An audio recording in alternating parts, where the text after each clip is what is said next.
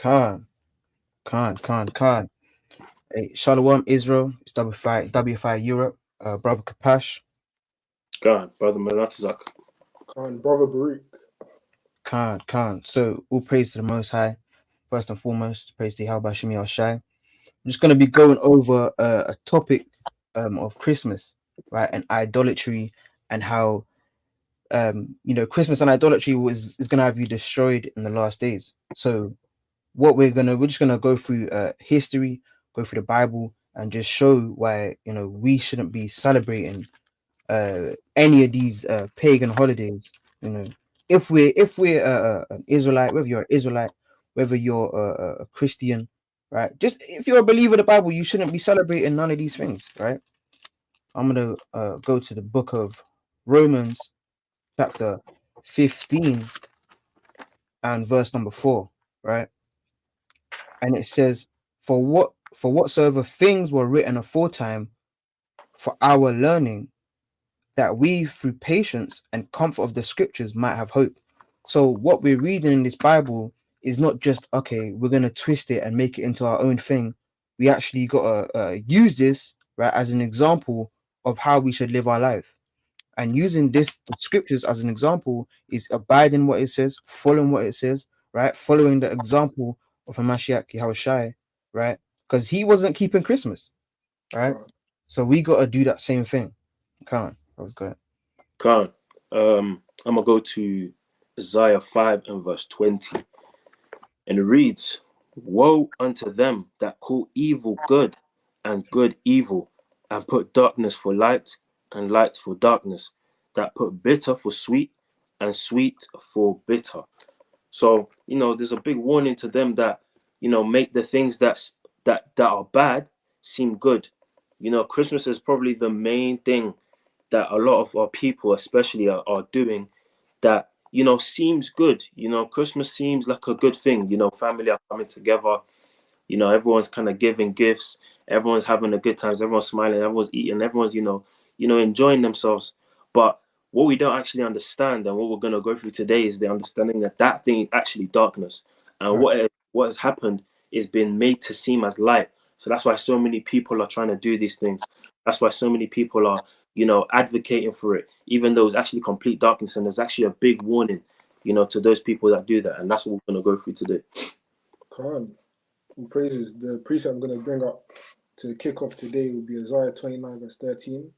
And it reads, wherefore the Lord said, for as much as his people draw near me with their mouth, and with their lips do honor me, but have removed their heart far from me, and their fear toward me is taught by the precept of men. So it's very important to consider the fact that all these pagan traditions has been so ingrained into Christianity, and no one's ever had to prove that this is something that Christians or believers of the Bible should be following, but it's just precepts of men. People are so fast to just pluck off things that they hear instead of proving things, because we're here to prove stuff. Everything we do as the true followers of Yahweh and in the name of Yahweh Shai, we prove everything that we do, and we're here to disprove the fact that Christmas is something that we should be doing, as we don't follow the precepts of men, but we follow the precepts that Yahweh has given us. We follow precepts as they are and as they're written. We don't just follow things that people say. How willingly today we can break down all these false precepts of men, so that more people will be edified on the true origin of Christmas. Khan, man, because people don't really understand, right? They don't even know what it is they worship, man. People just say, okay, everyone's got that I know God, but God never condoned Christmas, right? So when we went, like the Bible says, to prove all things. Let me get that first, right? Bible says to prove all things. You can't, and then when you're right, there's a book of First Thessalonians chapter 5 and verse 21. Prove all things, hold fast that which is good, right? It says prove all things. So, for example, like people ask us, okay, why do you guys wear fringes? Where we're gonna go to? Numbers 15, right? Why are you guys out here today on the Sabbath? Or they don't even know it's the Sabbath day more time, but we'll say, hey, Exodus 20 and 8, right? You're supposed to be able to back up what you're saying. You can't just say, okay, well, I'm just gonna, well, it's for the kids, right? I'm keeping this idolatry for the kids, right? That doesn't make sense, right? And then verse 22, it says, abstain from all appearance of evil, right? And when you look, and that's where you have to actually be diligent in your mind to search out what it is you're believing in, even as Israelites, right? Can't, Even as Israelites, we have to do a diligent search to go through the precepts to prove why we Israel, right? Why are we keeping the holy days? Why do we not eat pork? Right? We got to do the diligent research to do that, right? Come precept. on. Let's also get 2 Timothy 2, verse 15. It says, study to show thyself approved unto God, a workman that needeth not to be ashamed, rightly dividing the word of truth.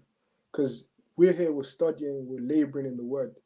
But you go up to maybe a Christian pastor that will try and tell you that, oh, Christmas is in the Bible, but you can study yourself, go from Genesis all the way to Revelation. You won't find anywhere where it Right. says, do a Christmas tree on the 25th of December. You won't even find it saying that Yahweh or Jesus was born on that day and we should worship that day or celebrate that day by having a Christmas tree, by having a mistletoe, by getting each other presents. The issue is that our people are not studying and they want to study, they just want to hear, as the brother said. But we're here, as I said, to prove that all this is false and that our people really need to wake up and remove our minds from this, because all this is just traditional men, as we said before. Added to that point, understanding. It says to such study to show. Do you read it again? Come, 2 Timothy 2, verse 15. Yep. Study to show thyself approved unto God. Unto who? Unto God. So you're actually studying to show yourself approved unto God. So you're not studying to show yourself approved unto man, unto Right. this person, or to that person. Because when you start doing that, you start feeding yourself with the things that you either want them to hear or what you want to hear. So we're actually studying to show ourselves approved unto God. And what is approved unto God? The things that are written in this book. That's how you study to show yourself approved unto God. Because the moment you start studying, or the moment you start going into certain things that aren't going to be approved unto God, they're not actually of God at all. Let's add to that. Let's go to Psalms 119, and we'll read from verse. Okay, let's read verse 104, and it reads, "Through thy precepts I get understanding, therefore I hate every false way."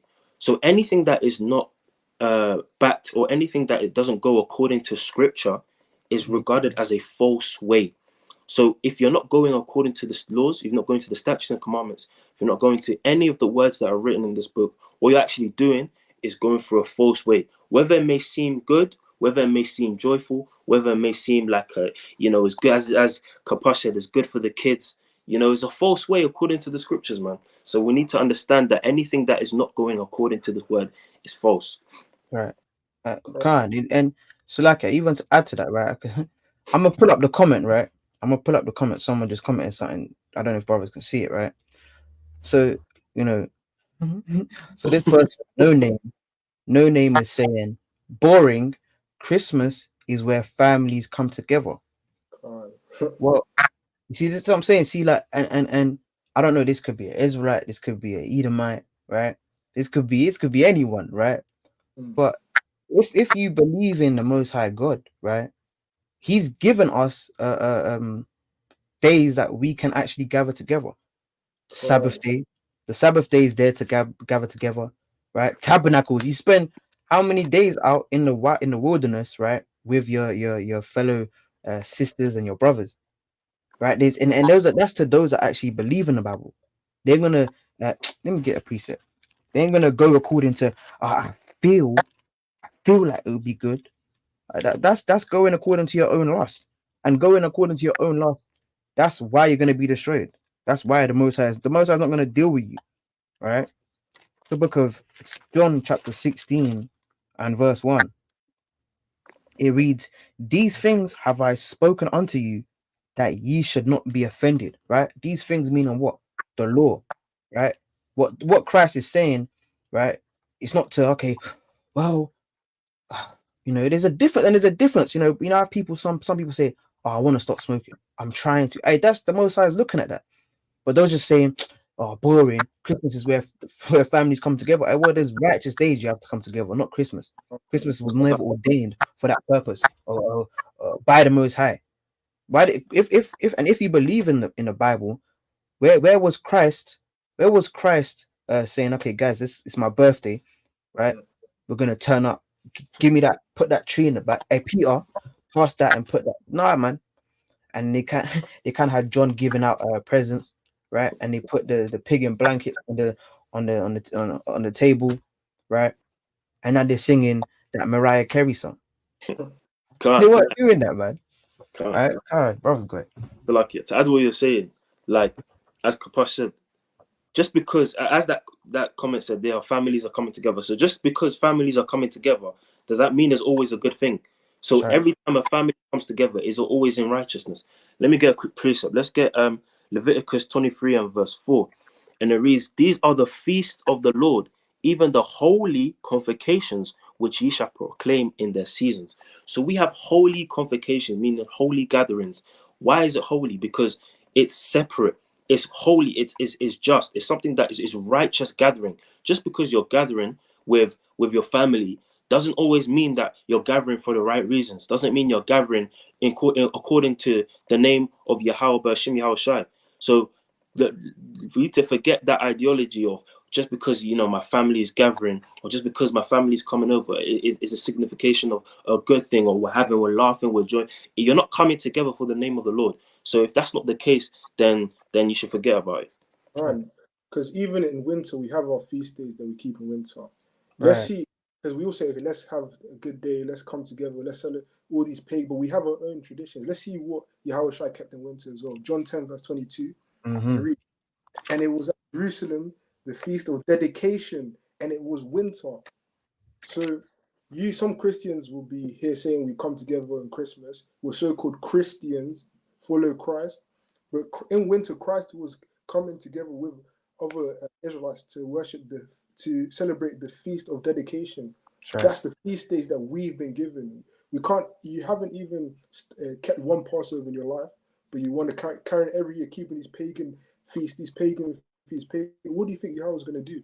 Let's get Amos 5 verse 21 as well. And Amos 5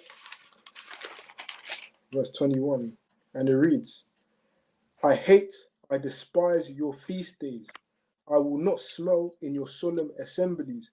Therefore, Sawaki, though ye offer me burnt offerings and your meat offerings, I will not accept them.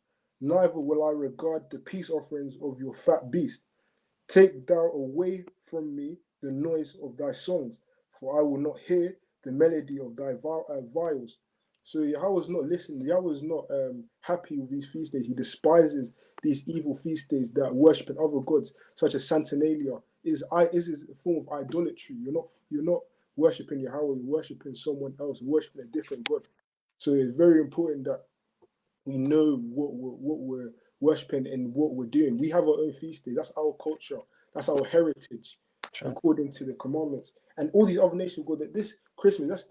That's the heathenistic heritage. We've got our own heritage. That's what we need to keep hold on to. Your brother, Khan. Let's get Sirach 17 verse 17, because it's so important that we understand what our heritage is. Because if you don't understand your heritage, if brothers get there, they can read it as well. But I got Sirach 17, and it reads, For in the division of the nations of the whole earth, he set a ruler over every people.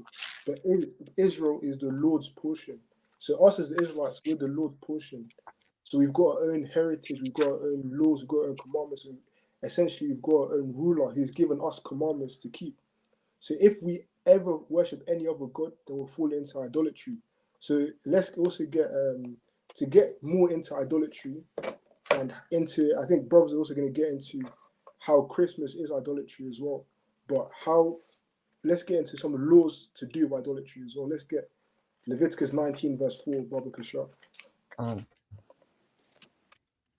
Fine. The book of Leviticus, chapter 19, And I'm gonna start at verse. I'm gonna start at verse 1, actually. And the Lord spake unto Moses, saying, Speak unto all the congregation of the children of Israel, and say unto them, Ye shall be holy, for I, the Lord your God, am holy. Ye shall fear every man his mother and his father, and keep my Sabbaths. I am the Lord your God. Turn ye not unto idols, nor make to yourselves molten gods. I am the Lord your God. Quran. So we are a holy nation. We've got our own things that we need to do. It says, don't turn to idols. And that's all it is. You've got mounting up a Christmas tree in your house. What is that Christmas tree going to do for you? That's right. The God that took us out of Egypt, that helped our ancestors, parted the Red Sea for us, and you're giving that all up to these heathen gods, these gods of these other nations. There's nothing in that. There's no benefit from that. It's just a dumb idol. That's what it is. It's the god of these heathens. So let's also get Exodus 20 verse 3.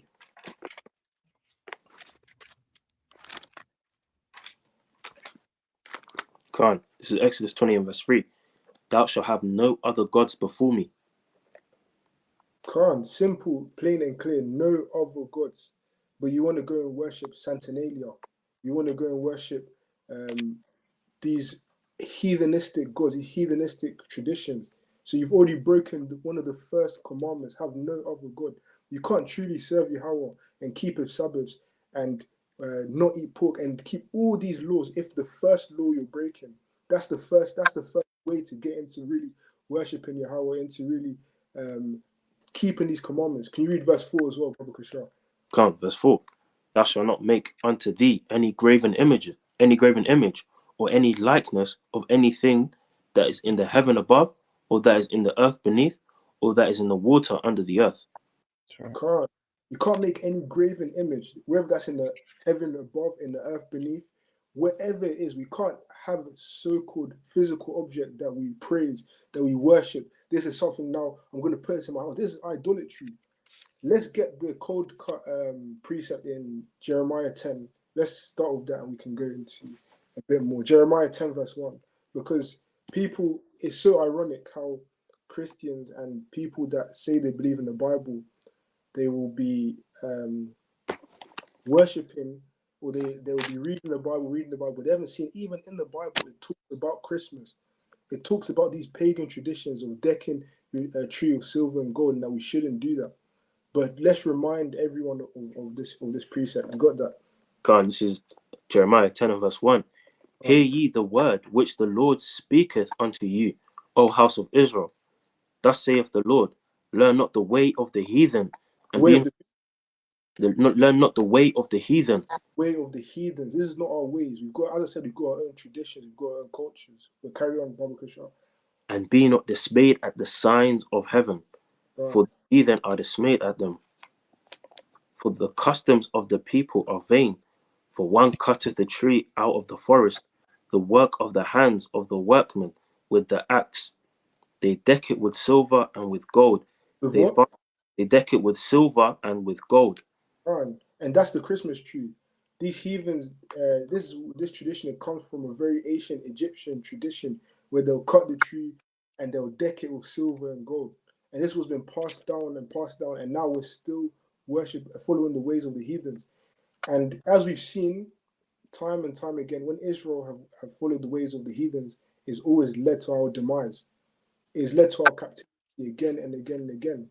And this is what we're continuing to do. We can see this here. They deck the tree with silver and with gold. And carry on, finish off to verse 5, Baba Kashar. Actually, read verse 3 again. Verse 3, can't. For the customs of the people are vain. For one cutteth a tree out of the forest, the work of the hands of the workman with the axe. They deck it with silver and with gold. They fasten it with nails and with hammers, that it move not. They are upright as the palm tree, but speak not. They must needs be born, because they cannot go. Be not afraid of them, for they cannot do evil, neither also is it in them to do good. All it is a dumb idol. There's nothing that it can do for us. and it's something that Yahweh hates for us to do. So anyone that's got a Christmas tree in your house, or this is a form of idolatry according to the Bible. Is a form of paganism, following something else that isn't God, and that's what we need to abstain from. Because if you're serving another God, you can never truly serve Yahweh. Right. Khan, you got that? Can't. And even another point, I ain't got a precept at this, right now. But Right. even another point, people love to say, because you have Eve, a lot of Eve, even Jake, right? Kind of got the crystal spirit, where they have the crystal set up. And it's the same thing. You got an image, right? An idol, which when we get into the history of it, right? Really, that's going into Nimrod, right? You got Nimrod in your front room, and then you're leaving him gifts. You got him presents, right? Here you go, Nimrod, and you kind of write this is for Timothy, right? It's the same thing, right? And let me get that as well. Actually, let me get Ecclesiastes 1:9, because what we see that's going on today, right, with any sort of customs, man, any sort of customs we see today that are contrary to the Bible, hey, it's something that's been of old. It's not a new thing. There's nothing new under the sun, right? Like it says in Ecclesiastes 1:8. Right? Let me get that. And this is the book of Ecclesiastes 1:9. So and it reads, it says, "The thing that have been, it is that which shall be, and that which is done is that which shall be done, and there is no new thing under the sun." So when we're seeing the celebration of this disgusting pagan holiday, right? This is something that's been of old. This is not a new thing, right? The Bible's saying there's nothing new under the sun, right? People have to understand as well. I'm gonna get a precept. You gotta know what it is you're actually celebrating, right? Like coming into this truth, hey, there's so many things you've had to stop doing. But even before you've done that, you've done the diligent search to actually say, okay, why do I need to stop eating pork? Then Leviticus 11, it says that. All right, then you look at the benefits. Well, there's no benefits to eating pork. Now we understand that. But, that's showing you, right? Because the Most High knows everything. He's going to tell you, hey, that's not good for you. Then when you search up, you see, oh, it's cancerous. You see what I'm saying? So really and truly, everything is done to help us, man, to educate us. It's all for our learning, right? These new things that we're seeing is not. This is not a new thing. The celebration of Christmas. And I'm gonna get a precept in the book of Proverbs. All right, this ain't a new thing. Christmas is an old thing. It's a thing of old. Everything that we're seeing is just the same things that were going on back in ancient time are happening again today, right? It's the book of Proverbs, chapter 25 and verse 2. And it reads, "It is the glory of God to conceal a thing, but the honor of kings is to search out a matter." So if you're really a king, if you're really abiding in this truth properly, and you're going to do your diligent research to see, okay, like we said with the matter of eating pork, we know why we don't eat it now. Before, we may have been doing that. We may have been smoking. We may have been using crystals, right?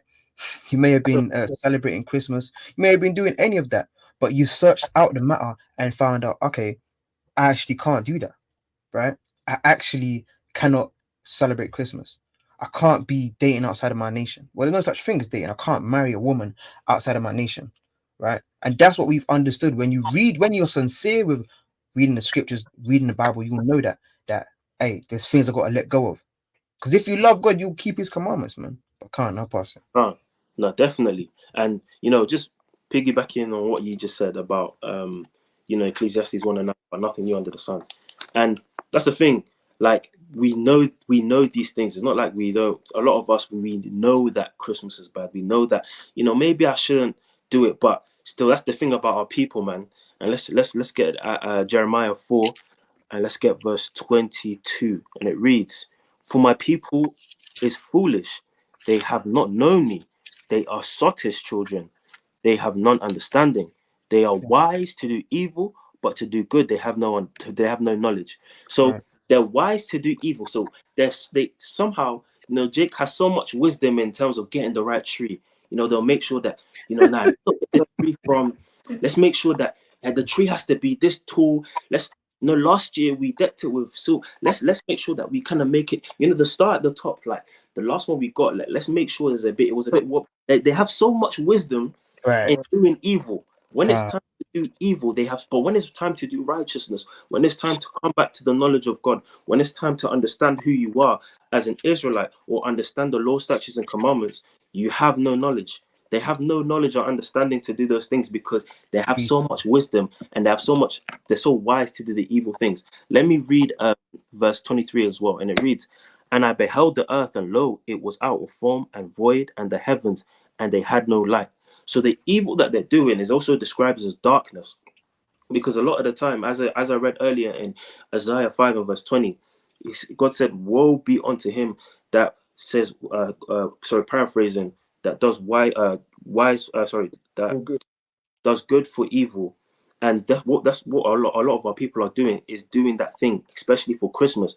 And they have wisdom. They have so much wisdom and have so much aptitude to do that thing. I'm sure you've heard Jake make sure.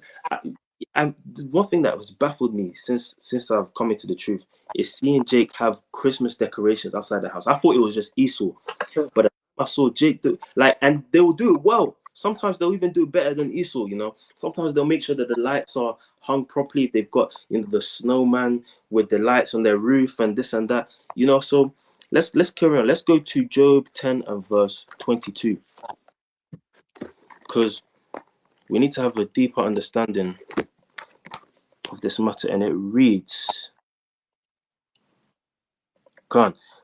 Job 10 and verse 22, "A land of darkness, as darkness itself, and of the shadow of death, without any order, where the light is as darkness."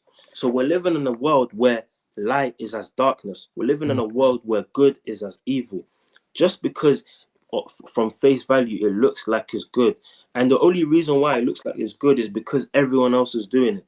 And as Israel, we've always been that nation from time began. There's nothing new under the sun, as Kapash read. That anytime another nation is doing something, we all seem like we have to do it as well. We're never content, and we're never happy with what we've been given, even though what we've been given, the portion we've been given, is greater than any other nation.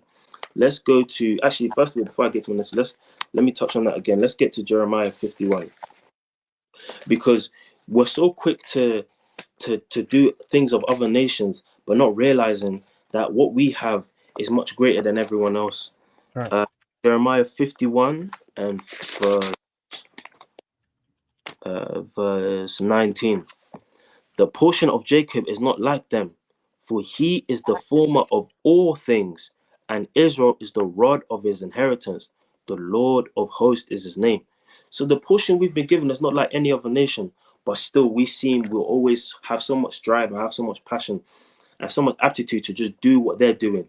Let's go to Colossians 2 and verse 8. Someone gets there before me, they can get that.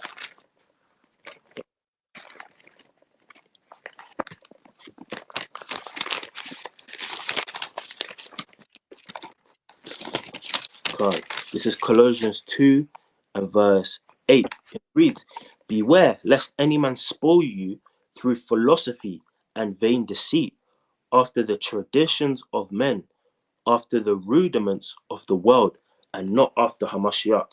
So a lot of the time we're going to be spoiled by things of this world, by, what does it say, through philosophies and vain deceit. Christmas is complete vanity.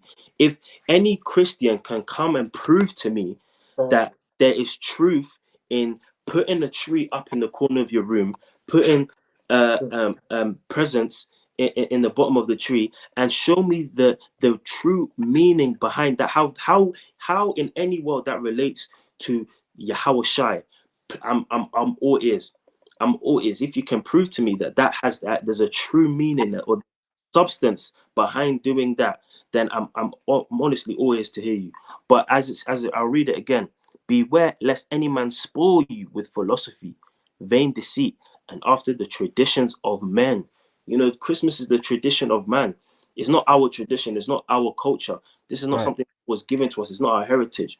It says also, after the rudiments of this world and not after Christ.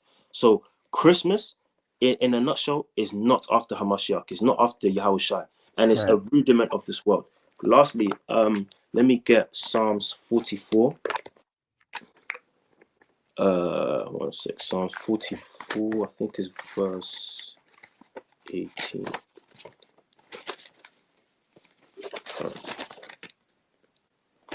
This is Psalm 44 and verse 18. Our heart is not turned back, neither have our steps declined from thy way. Through, what's that? Is it verse 18? Yeah. Verse 18. Our heart is not turned back, neither have our steps declined from thy way. Through thou hast so broken us in the place of dragons, and covered us with the shadow of death. If we have forgotten the name of our God, or stretch out our hands to a strange God, shall not God search this out? For he knoweth the secrets of the heart. Yea, for thy sake are we killed all the day long. We are counted sheep for the slaughter. So as we continue to do these things, as it says in verse 19, it says, thou hast so broken us into the place of dragons. And we already know who the dragons are, according to Revelation 12. And these are the people that have actually perpetuated Christmas. These are the people that have originated the idea of Christmas and have polluted it into the minds of Israel. And in doing that, in following that, what does it say? It says we are sheep for the slaughter. So the more people continue to follow Christmas, the more people that continue to put Christmas decorations around their house, have stockings on their TV or on their fireplace, they're people, they're sheep that are ready to be slaughtered and killed. But Can't, man, can't, and that's a good point as well. Even what Baruch was saying earlier, but you were saying that you mentioned it as well. How our people, when it comes to being wicked, we love it, But the moment you try to tell your people, hey, we can't do that. Nah, man, but I'm trying to go to White City. Like, you trying to make one Jake said they were like, telling about Deuteronomy 7. He's saying, but sometimes you have to go to White City. Like, we don't need to do that, man. We don't need to do things that are not conducive for our spirits, right? Our nation of people, because even in doing that, you're increasing the trespass of Israel. You're increasing, you're making it. We want this place to be destroyed, man. So you're one of the people that are holding us back. And when you read in the Maccabees, most I will get into it, you will see that certain people, they put them to death. That was wicked. That was Israel killing wicked Israel, man, because they were holding us back because they wanted to side with the heathen. They wanted to do what the heathen were doing, right? But let me get this precept in Romans 12 and verse 1. It reads, "I beseech you, therefore, brethren, by the mercies of God, because the Most High is merciful. So if it's something we didn't know, now we actually, you got to put on your righteous armor and wake up to knowing, all right, cool, I can't do that, right? That ye present your bodies a living sacrifice." Celebrating Christmas is not a living sacrifice, man. That's not a sacrifice. That's a lewdness. That's something that we don't need to be doing, right? Holy, right? When you go into the word holy, it means to be set apart, to be different. Celebrating Christmas is nothing. That's nothing different. That's something everyone's doing. That's something the heathen are doing. That's something that the pagans were doing. That's something that the Muslims, but they kind of switching sides. They're saying, "Hey, forget Eid. I'm trying to do that Christmas thing," right? Right. That's what they be doing, right? Acceptable unto God, which is your reasonable service. So we, as Israelites, we have a duty of things we have to do, right? And last time I checked, Christmas is not a feast day, man, right? It's not a feast day, right? Verse 2, "And be not conformed to this world, but be ye transformed by the renewing of your mind, that ye may prove what is that good and acceptable and perfect will of God," right? So we have a service that we have to do. We have to give sacrifice. You have to give spiritual sacrifices. And Christmas is not something you're not sacrificing anything. That's something you're enjoying, right? When we were having dedications, and that's something that we sacrifice. You might have sacrificed money, right? To keep the Lord's feast days. That's a real sacrifice. You sacrifice losing friends. You sacrifice, you might even lose your job for the truth, right? Christmas is not something that the Lord is dealing with, right? Right, Khan, yeah, you got it, man. So as we were saying before, Jake, what Manasseh and Kapash were saying is that Jake loves to do the things that other nations are doing, even though the things that we're doing and things that we have is much greater than what they have. Let's go Psalms 96 verse 5, and it reads, "For all the gods of the nations are idols, but the Lord made the heavens." So all these gods of these nations, as we're going to go into later about how Christmas is actually idolatry, but it being idolatry, what benefit do we get on spending so much money? Jake will spend so much money on Christmas presents. Like their whole savings is going into Christmas. They're struggling, thinking, oh, after it, I'm gonna have to work 2 weeks, 3 weeks because I've spent all my money. That's the gods of these nations. It is idols. There's no profit in it. But what we've been given a divine law. We've been given commands. But Jake, and we've seen that time and time again, as compassion, there's nothing new under the sun. Jake loves to do the things of these heathens. Let's get Psalms 135, verse 13 as well. Psalms 135, verse 30, and it reads, "Thy name, O Lord, endureth forever." Or verse 15, it says, "The idols of the heathen are silver and gold, and the work of men's hands." Verse 16, "They have mouths, but they speak not, eyes, but they see not. They have ears, but they hear not, neither is there any breath in their mouths." So all these, you're putting the Christmas tree maybe in your living room. It has eyes and sees not. There's nothing it can do for you. You say you're trying to serve Jesus. You say you're a Christian. You say you want to pray to God, but there's nothing that Christmas tree can do for you. That's not a commandment. That's not something we should do. And this is, as we said, there's nothing new under the sun. Let's get Leviticus 18 verse 3, because even when we left Egypt, Moses commanded us not to follow the ways of the Egyptians. But guess what Jake went to do? Follow the ways of the Egyptians. Right. Even here we're in the land of our oppressors. They create all this Christmas, they create all these traditions, they perpetuate these traditions. And guess what we're doing? We're following the traditions of the people in this land as well. So there's nothing new under the sun. Let's get Leviticus 18 verse 3, and it reads, "After the doings of the land of Egypt wherein ye dwell, shall ye not do, and after the doings of the land of Canaan, whither I bring you, shall ye not do, neither shall ye walk in their ordinances." So that's what was commanded for us after we left Egypt. But let's see what we went on to do. Let's go Exodus 32. Let's see what Israel actually decided to do. So Exodus 32, verse 1, and it reads, "And when the people saw that Moses delayed to come down from the mount, the people gathered themselves together unto Aaron and said unto him, Up, make us gods, which shall go before us. For as for this Moses, the man that brought us up out of the land of Egypt, we wot not what is become of him. And Aaron said unto them, Break off the golden earrings which are in the ears of your wives, of your sons, and of your daughters, and bring them unto me. And all the people brake off the golden earrings which were in their ears, and brought them unto Aaron.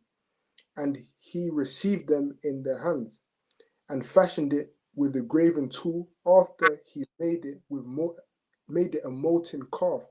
And they said, These be thy gods, O Israel, which brought thee up out of the land of Egypt. So this is what after leaving Egypt, we were commanded not to follow the ways of the Egyptians. The first thing Jake does, take off the earrings, put it together, make a molten calf out of it, and make that our God. And even worse is that the Israelites there said that this is the God that took us out of the land of Egypt. How can a molten calf take us out of the land of Egypt? Same thing. How can a Christmas tree help us out of this captivity that we're in now?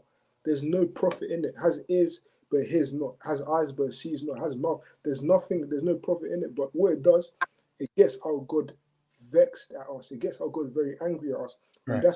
that's when judgment comes onto us. So you hear Jake is always complaining, "Oh, our life is so difficult." our life is so tough. Maybe we should stop following the gods of these heathens, because we've been through 7 captivities now as a nation, and each time is because we followed the ways of the heathens. We followed their gods, we followed their traditions, we followed their laws. Because at the end of the day, Christmas is a law. What's the laws for Christmas? You have to have a Christmas tree in your house. You have to have a so-called mistletoe. You have to have stockings. That's their laws. Everything these heathens, what they do when we have our own way and we have our own customs, they take it, but then they twist it. So they make it into their own thing. That's why they have feasts. As we know, they've got their own feasts in Christmas. Where they get that concept from? They got a concept from us. But now they've twisted what we have, but we have the original. So why are you going from the original to go to something that was a copy of it? Something that can never compare to what we have. Because what we have is the law, statute, commandments of the Most High. And there's nothing that can even rival it. Like you mentioned, I want to pull this up, right? Because Esau, he'd be making films, he'd be making them videos and that. I think it'd be good that let's see that the example of what was going on. Obviously, we know, right? This is a terrible depiction of Moses and Joshua right now, right? But this is an example for those that are watching, right? Are gonna watch of what was going on, right? Obviously, it's a bit of iconoclasm right now, but right. Let me play this right.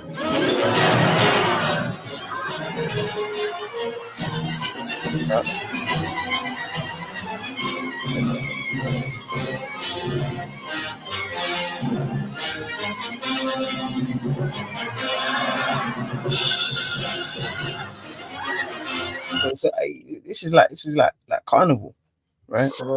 This is like carnival spirit, man. They got the golden calf, they got the big the speakers, right? Everyone's following the music, right? And there's no way in hell that this is not the real Israelites, that. But this is that carnival spirit, man. That club spirit. It's just there, man. Right?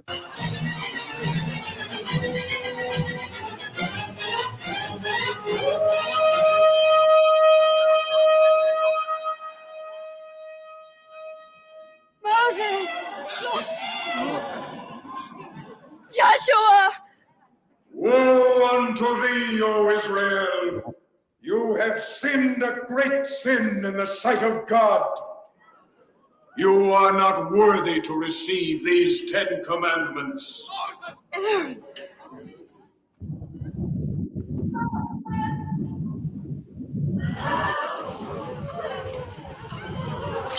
By your command. Jump forward a bit. I'm not gonna sit and watch the whole. We're free. There is no freedom without the law. Yeah. Whose law, Moses? Yours? Did you carve those tablets to become a prince over us? Who is on the Lord's side? Let him come to me. Right, and that's what our people got to do when you're watching this live. You got to say, what am I on the Lord's side or am I on Satan's side? Right, and I've got a precept after that as well. This is what's gonna happen, really and truly. You want to keep up with this madness here, this Christmas thing. We see what's gonna happen to you, right? God shall drink bitter waters. Okay, so like God has set before you this day his laws of life and good and death and evil. Those who will not live by the law shall die by the law.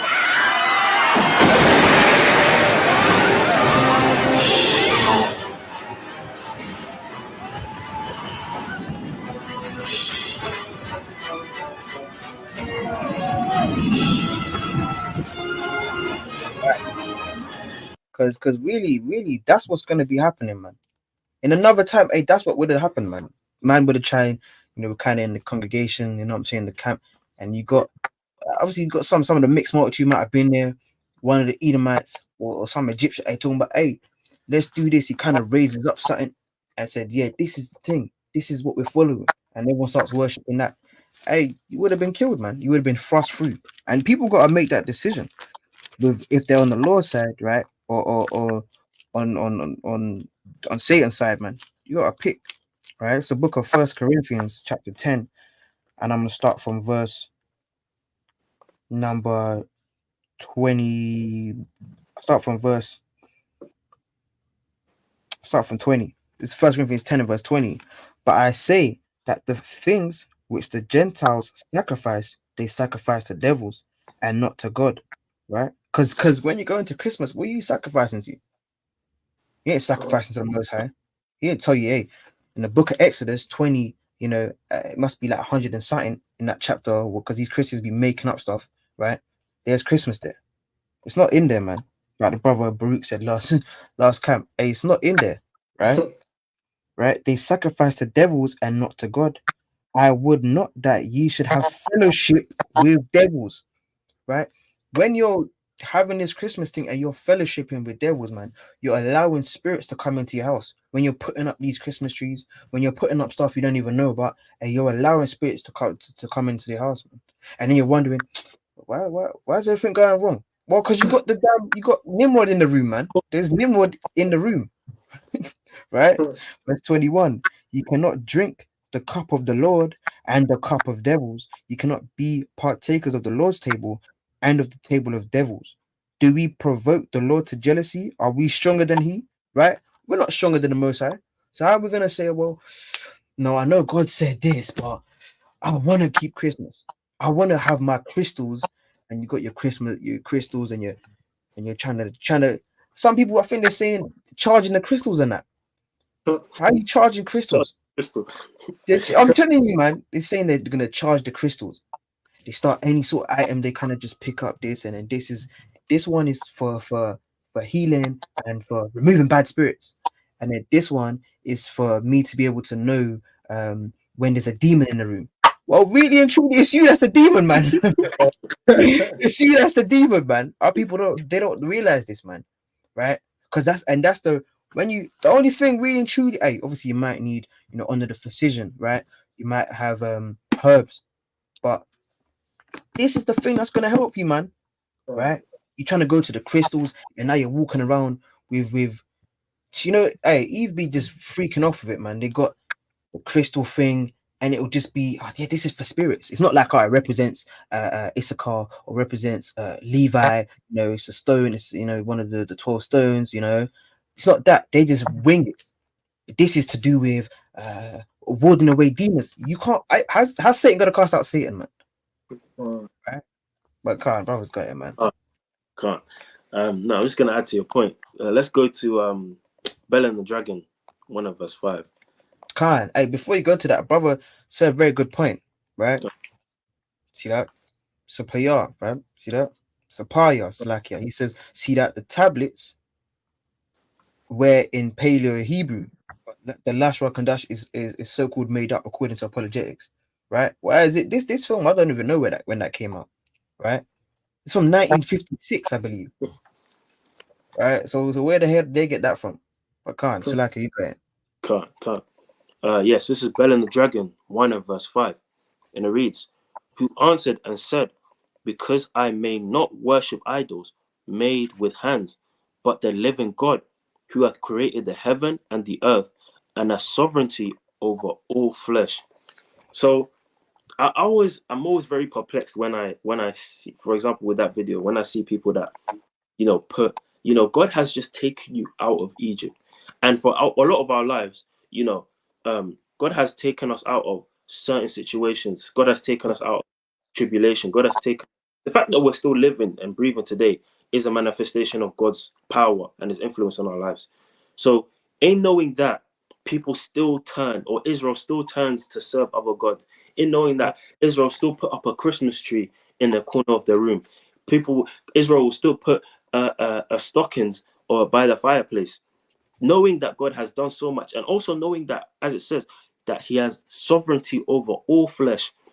And they don't even realize that it was a man that created that, or a lot of Israel, a lot of Jake, they're not even getting the Christmas tree from the forest. They're getting it from Costco, or they're getting it from the plastic ones. And there's not even it's not even real leaves, like it's like plastic fake leaves. So what you're doing is you've put something in your room, or you put something in your house that has been made by man. Right. The stockings that you're putting by your fireplace have been made by man, and the God that created you, that created the people, that created the things that you're putting in your. You don't feel like maybe you should serve him. You don't feel Right. like maybe I should turn to him. You don't feel like maybe I should put these things away and turn to the true God that created the things that I am serving. You know, and this is the same mindset that the people had in the golden calf. You know, they made things where they made a god with their hands. They took earrings out and created their own god instead of acknowledging the true God that actually took them out of Egypt. And it just goes to show that our mindset, it doesn't change. We're always doing the same thing. Let's quickly go to Exodus 15 and verse, I think it's verse 16. Come on. This is Exodus 15. Oh no. Exodus 15, 16. No, it's not that. It's not that. Let's go to 2 Corinthians actually, 11 and verse 2. Because, you know, we've got a problem with Jake, man. They like to go whoring other gods. And there's a very, very big issue, because what that does is that we forget to acknowledge that, you know, Christ or Yahweh Shai, you know, is the one that we're actually going to be married to at the end when it comes to the end of this. But let's read 2 Corinthians 11 verse 2, and it reads, "For I am jealous over you with a godly jealousy, for I have espoused you to one husband, that I may present you as a chaste virgin to Hamashiach." So, you know, we're actually supposed to be presented as chaste virgins to Hamashiach. You know, when it comes to the time where, you know, all hell breaks loose, and coming to the time where we're supposed to be beamed up to the kingdom, you know, God, Yahushua is not going to look at you when you've gone out whoring to Santanalius. You know, you've given him all your time, you sacrificed all your energy, you know, you sacrificed everything that you had to him. Let's go to Leviticus 7 and verse 11, because there's a specific thing that that is done in Christmas that is a replication of what is actually done when Israel were actually serving other idols. But let's get that. And it reads, first of all, let's understand what we were doing in our temple and how that was replicated in the evil way. And it reads, what is it? Leviticus 7 verse 11. And it reads, "And this is the law of the sacrifice of the peace offering, which he shall offer unto the Lord. If he offer it for a thanksgiving, then he shall offer with the sacrifice of thanksgiving unleavened cakes mingled with oil, leavened wafers anointed with oil, and cakes mingled with oil of fine flour fried." So, you know, food offerings were given, you know, in the temple. There were thanksgiving offerings that we done to the Lord. Now, how is this twisted? When you see one of the main traditions in Christmas is that, you know, they'll get their kids to, they say, yeah, go make some cookies and leave it on the table. Santa will come and eat it. That is completely wicked. That is utter wickedness. And let's quickly go to 1 Corinthians 10 and verse 19. They think that, oh yeah, let's get their kids, help their kids to make some cookies and milk. Then Santa's gonna come down the chimney, and then he's gonna eat the cookies and milk, not knowing that there's the parents that went to eat it at night. But it reads, "What say I then? That the idol is anything, or that which is offered in sacrifice to idols is anything." So, you know, the things that we're offering to these, is it any? There's no truth behind it. There's no power behind doing those things. You know, but they're still done, and it shows the wickedness of our people. You know, and this is something that the Gentiles were doing. You know, the Gentiles will offer sacrifices to their idols. You know, even if you look at like Sikh temples, or when you go to Buddhist temples, in their idols, they'll give them food. They'll give them like water. They'll leave water there. They will leave like some cakes. They'll leave some food that their idol will eat. And if you're doing that in Christmas, that's the exact same thing you're doing.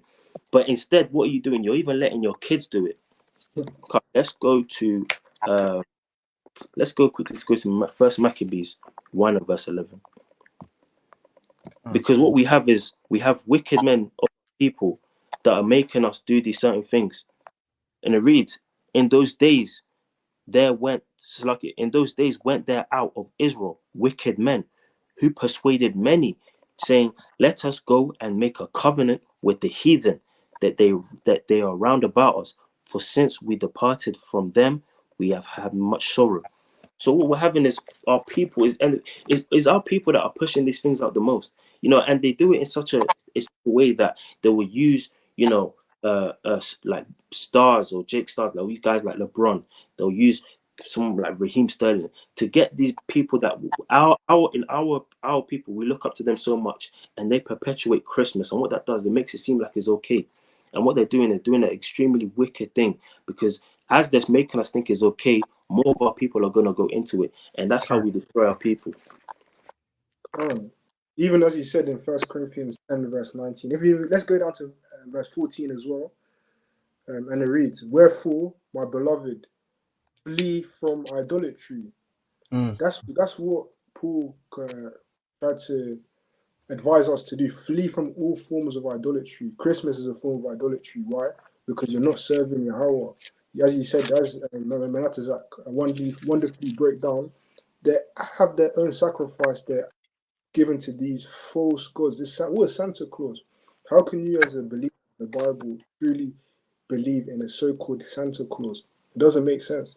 Jake loves to do things that has nothing to do with us at all. Because all this idolatry, all this following false, wicked gods, all that is going to lead for us is to destruction. Let's get that in Judges 3 verse 7.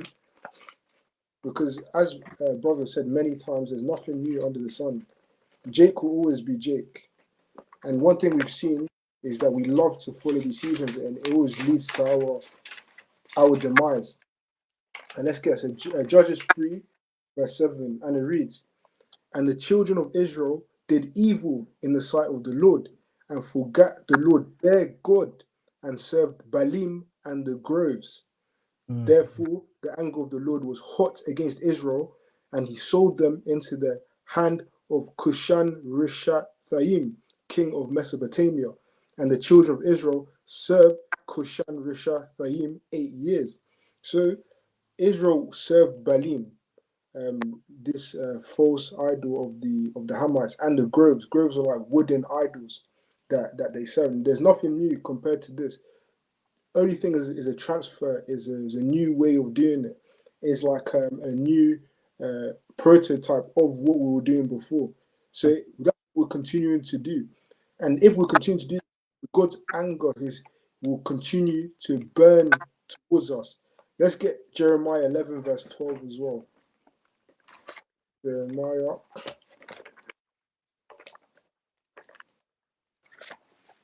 11 verse 12, and it reads, she will start from verse 10, and it reads, they are turned back to the iniquities of their forefathers, which refused to hear the words, and they went after other gods to serve them.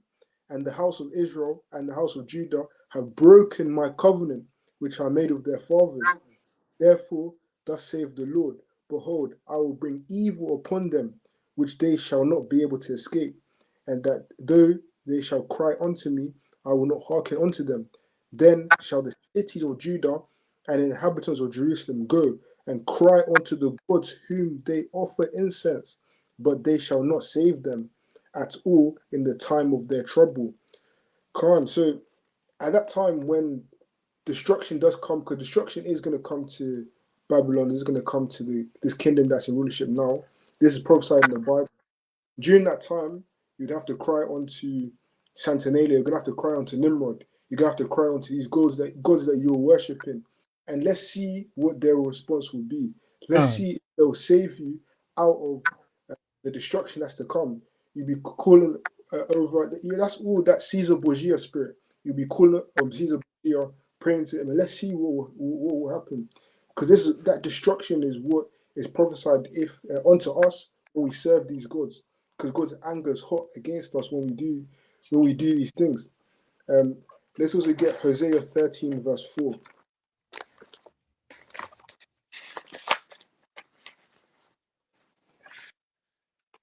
If your brother's there, you can read it, but I've got it now.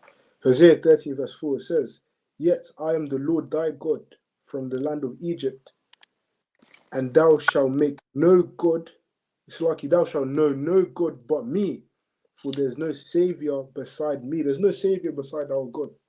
There's no one else that's going to save us. It's not Caesar Borgia is not going to save us. So-called Saint Nicholas or so-called Father Christmas is not going to save us. The only person that'll save us is Yahweh, who saved us even in times of Egypt. But guess what?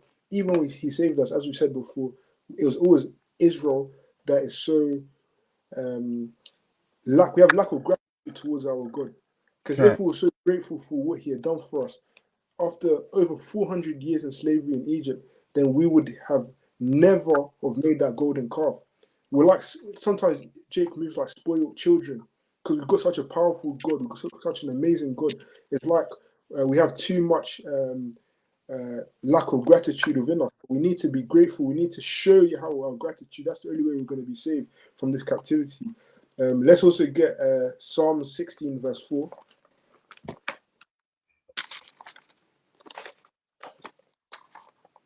Psalm 16 verse 4, and it reads, "Their sorrows shall be multiplied that hasten after another God. Their drink offerings of blood will I not offer, nor take up their names into my lips. The Lord is the portion of mine inheritance, and my cup thou maintainest my lot." So as said in verse 4, it says, their sorrow shall be multiplied.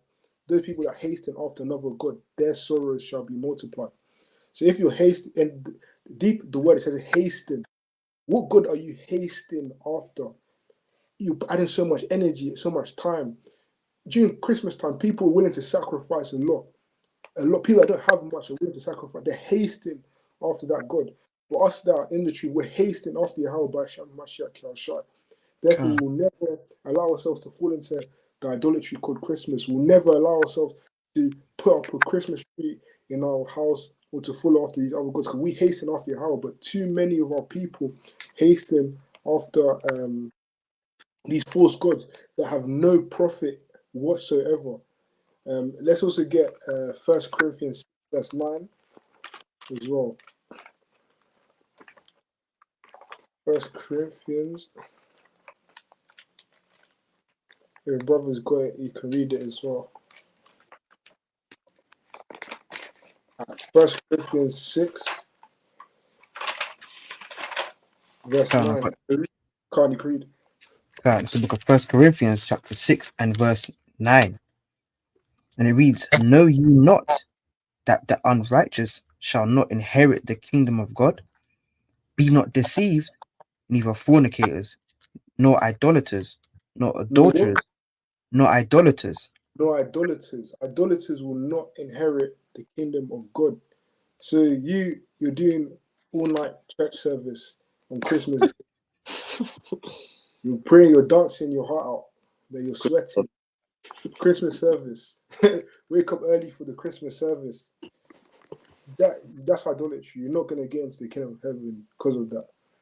So it's so important that we realize that, because our people are so lost. You can get lost in that. All of us used to maybe be in the world. We were in a time where maybe we used to enjoy so-called Christmas. We used to kind of get gassed a bit, wake up, but that's all. Right. And people are lost in that trance. They're lost in, because guess who's the one that's as Manatak said. Guess who's the one that perpetuates it? Is that dragon, that deceiver that was there in the garden?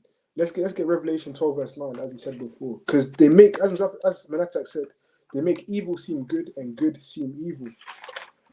So Revelation 12 verse 9, it says, "And the dragon was cast out, that old serpent called the devil and Satan, which deceiveth the whole world."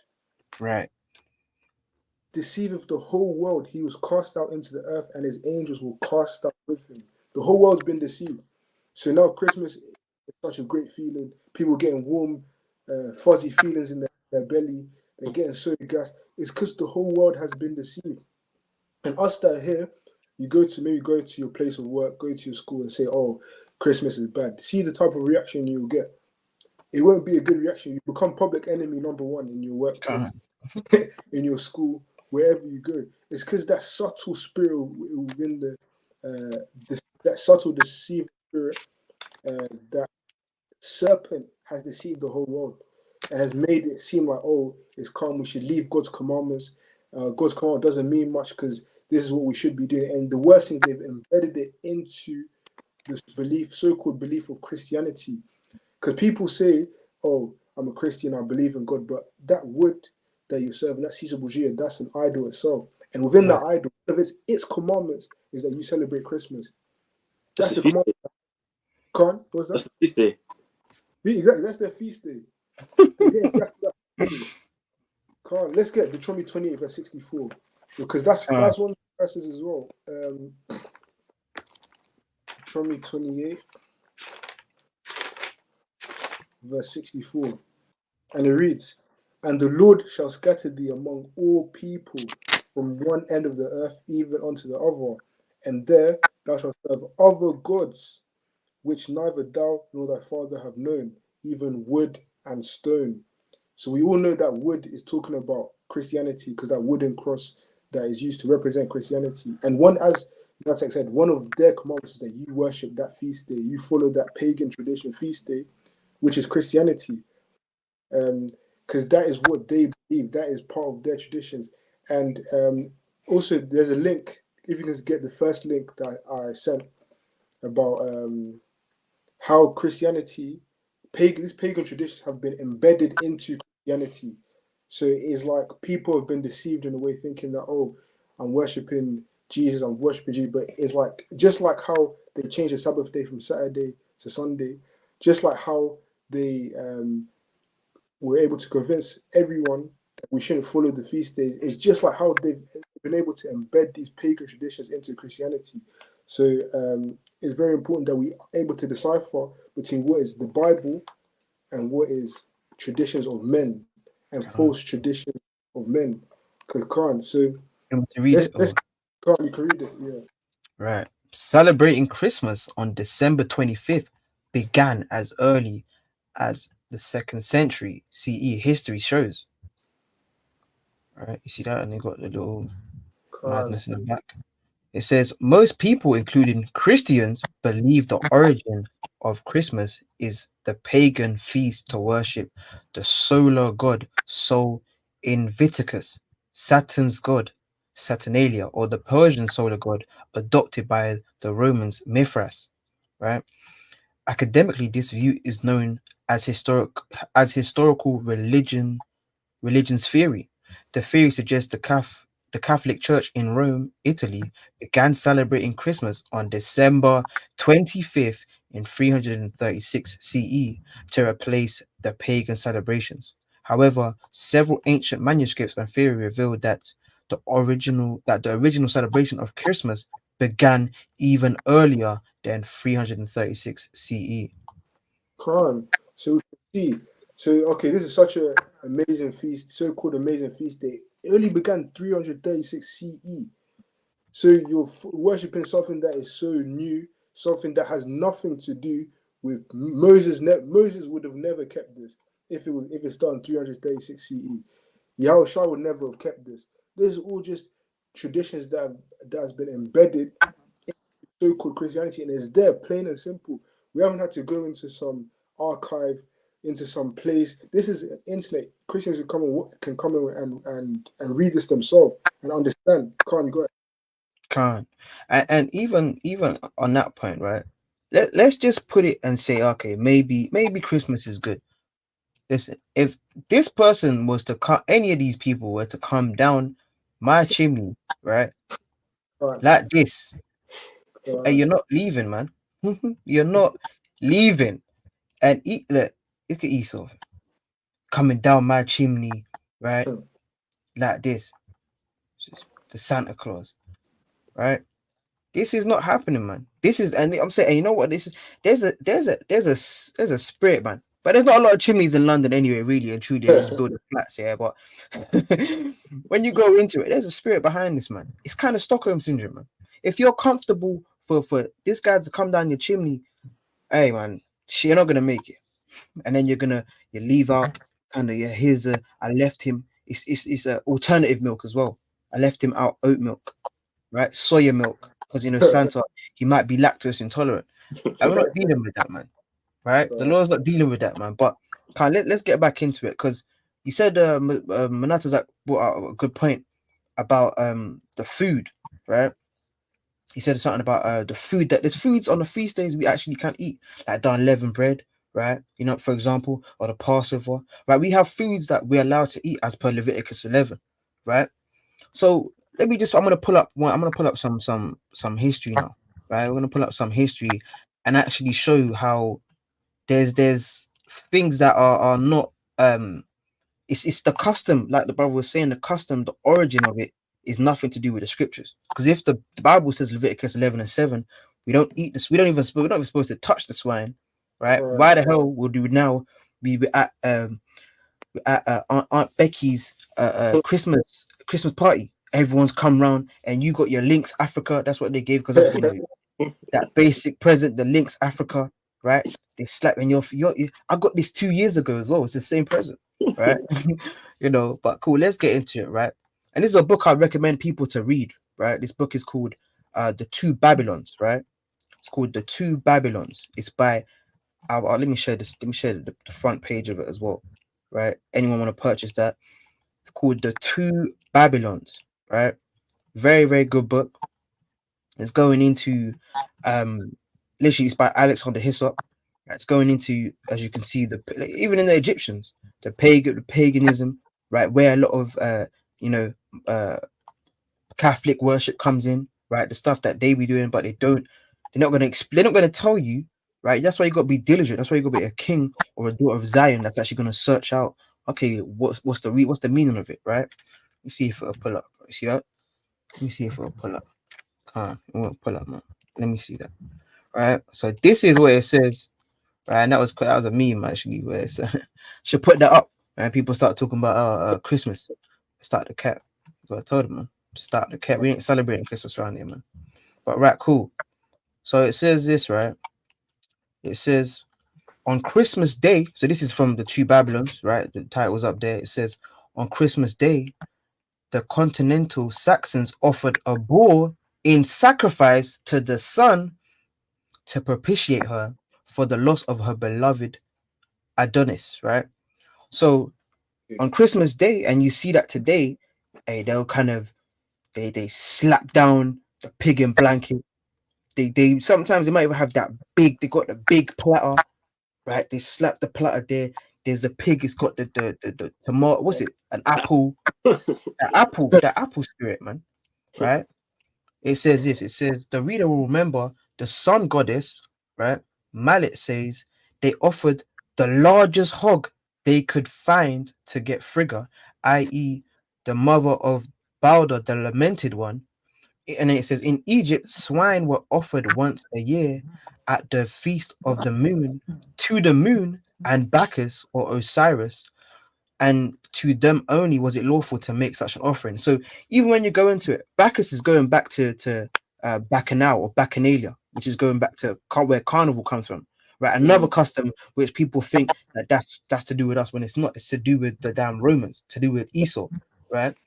So you can see there it says that they offered swine. So, and that goes into the when the Edomites came and defiled the temple. What they use? They use swine.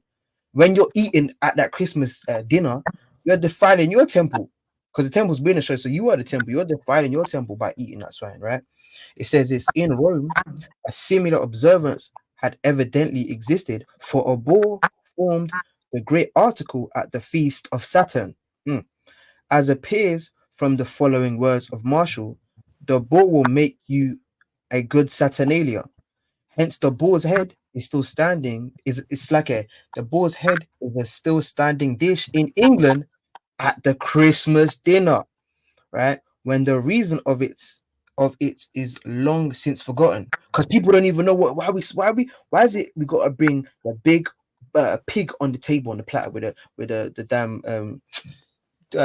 apple in its mouth, man. Yay, the Christmas goose, the Yule cakes. Yule cakes, that's going back to that's another pagan festival that they have, man. Were essential articles in the worship of what? The Babylonian Messiah, as that worship was practiced both in Egypt and at Rome, right?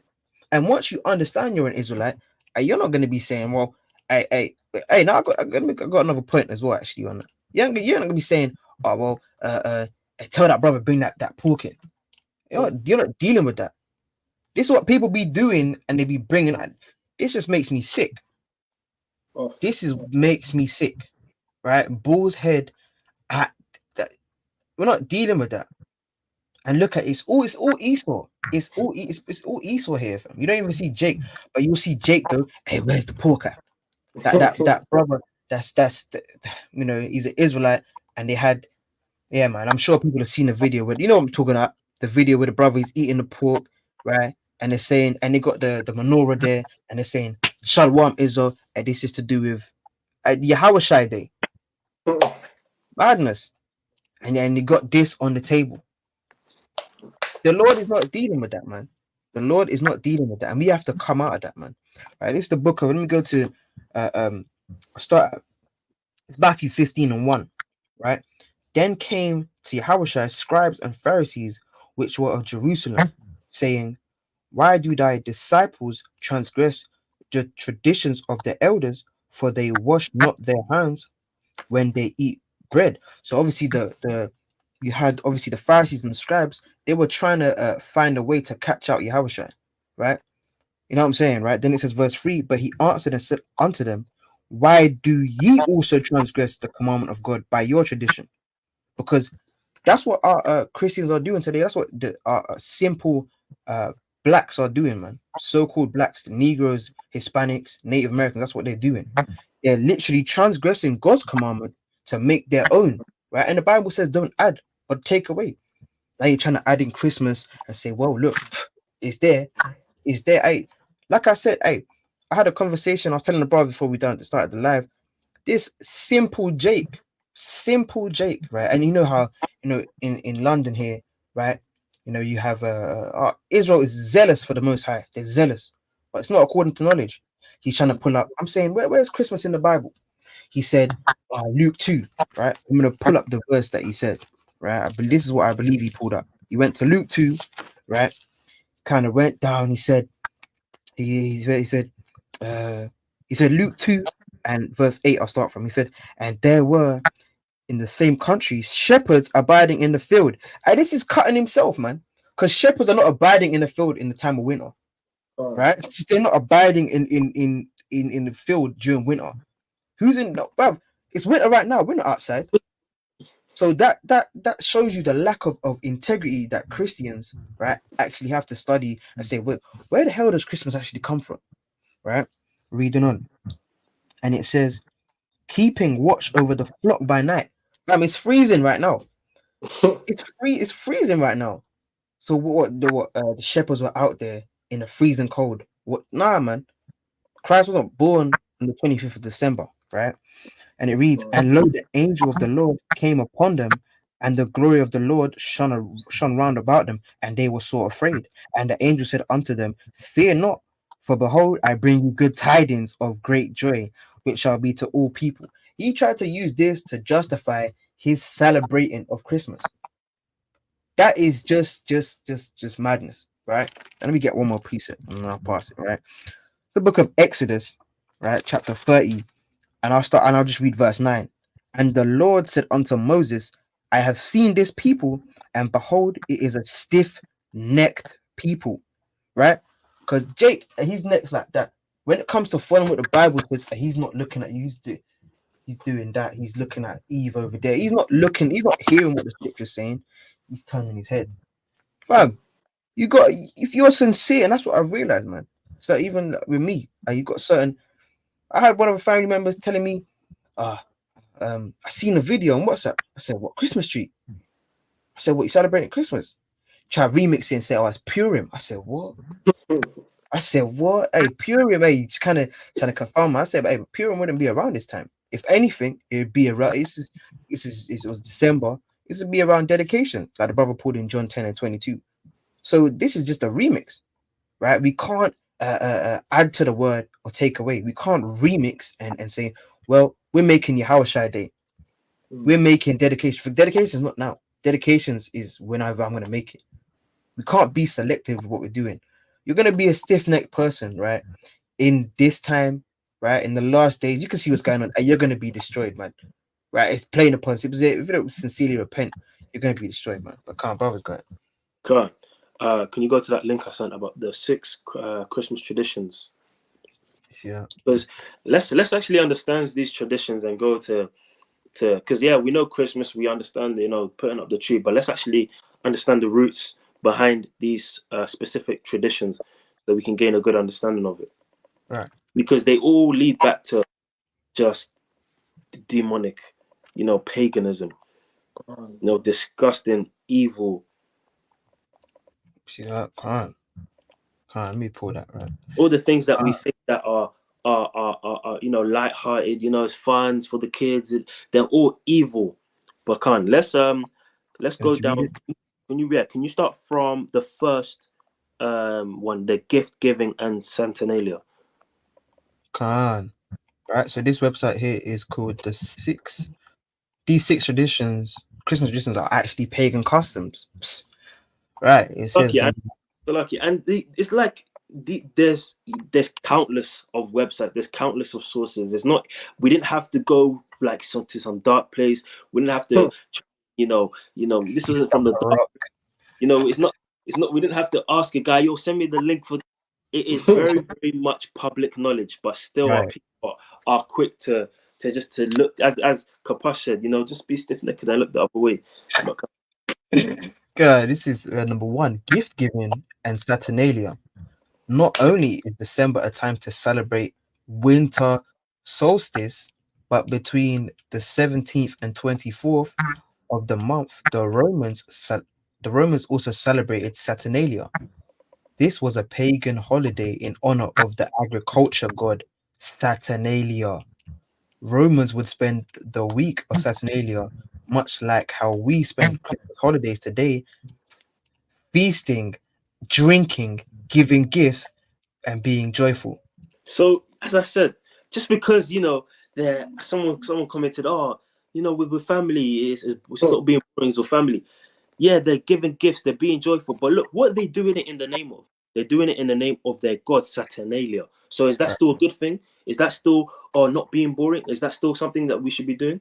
But let's read the next paragraph. Next paragraph. These days we fork out lots of money on Christmas gifts. I point Salakia, man. That's a point, right? I believe Jake is like and things like this, they've been commercialized, right? And us Jakes, you be on your last pennies. Hey, I gotta get that. I gotta get the ball, the big ball with the apple. I gotta get that on the table. You're forking out lots of money. Hey, you're not. We sometimes we live month to month, man, payment to payment. But you're trying to say, well, I gotta get that Christmas present, right? Right? That Kwanzaa spirit, like the brother said, man. But we've been doing overtime, man.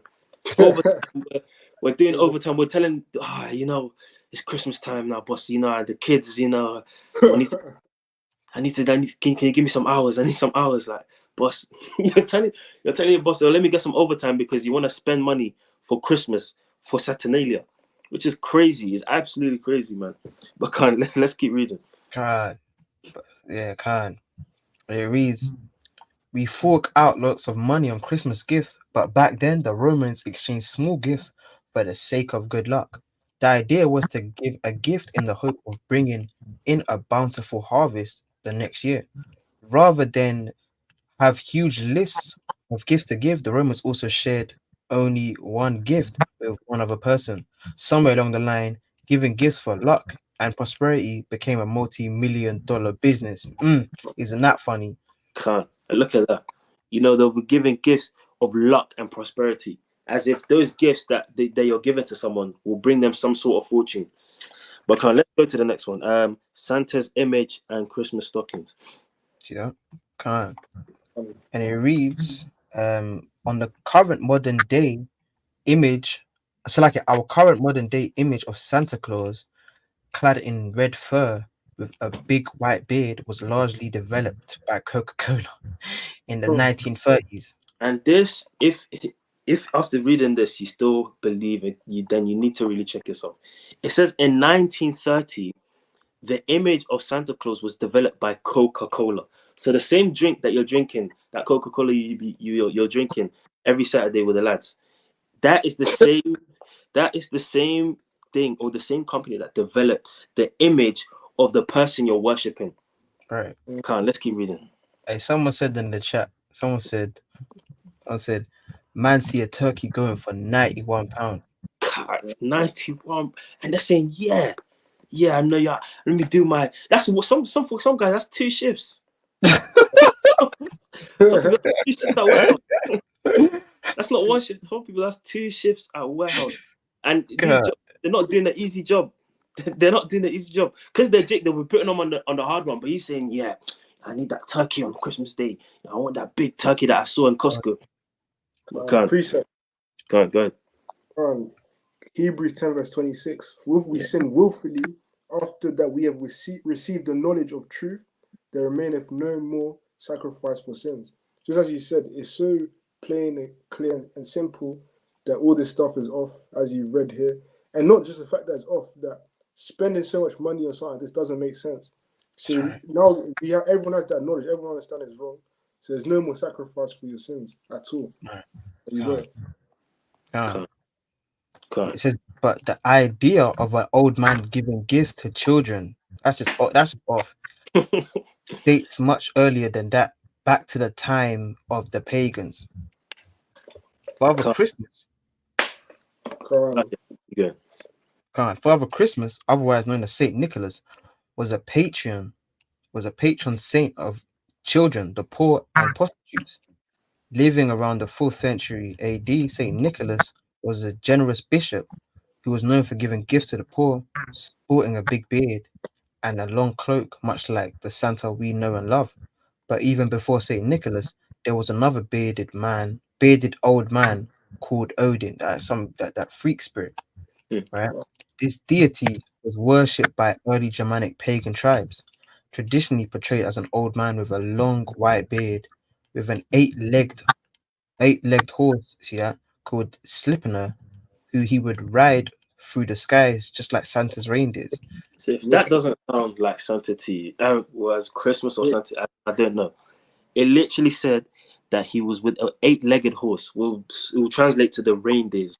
Yeah, riding through the skies during winter. Let's keep reading. During winter, the kids would fill their. See that? I think that's supposed to be in bags. During winter, the kids would fill their booties with carrots. With carrots and straw, and leave them by the chimney for Sleipnir to feed on. Odin would fly by and reward the children with little presents in their booties, much like we do with Christmas stockings today.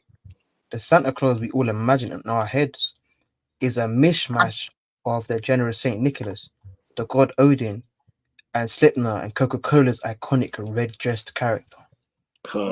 If that doesn't scare you, if that doesn't make you feel worried or kind of wary in any type of way, that you're worshipping a god that flies around the sky, who goes to your chimneys, and little kids, they have to go and give him carrots and put it in. That's crazy, man. What you're doing is you're actually sacrificing not just yourself, but you're sacrificing those kids to that god. But I'll go into that a bit later. I can read the next one, Christmas carols. Christmas carols. While the carols we sing for Christmas are undeniably Christian, allegedly, the tradition itself of going door to door, singing to your neighbor, comes from another pagan tradition called wassailing. The rather funny word comes from the Anglo-Saxon phrase "waeshael," translating to good health. Every year, waysailers would roam through villages in small groups, singing loudly with the aim of banishing evil spirits and wishing good health to those around them. Can't. No, And that leads to what Capone was even saying earlier about people having crystals because they think that they're gonna banish bad spirits. When bad spirits or demons can't banish demons. And that's the same thing that they're trying to do here. These people are coming on an agenda or on a from a place of demonic culture, trying to so-called banish evil spirits. Let's keep reading. It reads Um, no way sailing group was complete without their traditional drink on hand, made from mulled ale, cold cream, roast apples, eggs, spices, and sugar. Can't I read? But drop to the next one. Verse 4. Massive verse 4. I mean, kissing under the mistletoe. Good. And after this point, I'll bring up the thing I have as well on it as well. But then you continue after as well. But verse 4, kissing under the mistletoe. Ever wondered about the correlation between mistletoe and kissing? Well, funnily enough, the tradition goes all the way back to the pagans. Right? It's a consistent theme here, man. It's a consistent theme. Everyone from the Romans and the Celts to the Druids and the Norse had a thing about mistletoe. It was considered to be a highly sacred plant involving several pagan rituals. In the Roman world, mistletoe honored the god Saturn to keep him happy. That's just off. They would perform fertility rituals underneath sprigs of mistletoe. Yes, that's exactly what it sounds like. We certainly toned it down as far as mistletoes are considered and left it with just a simple kiss. Probably a good idea since the family is always around.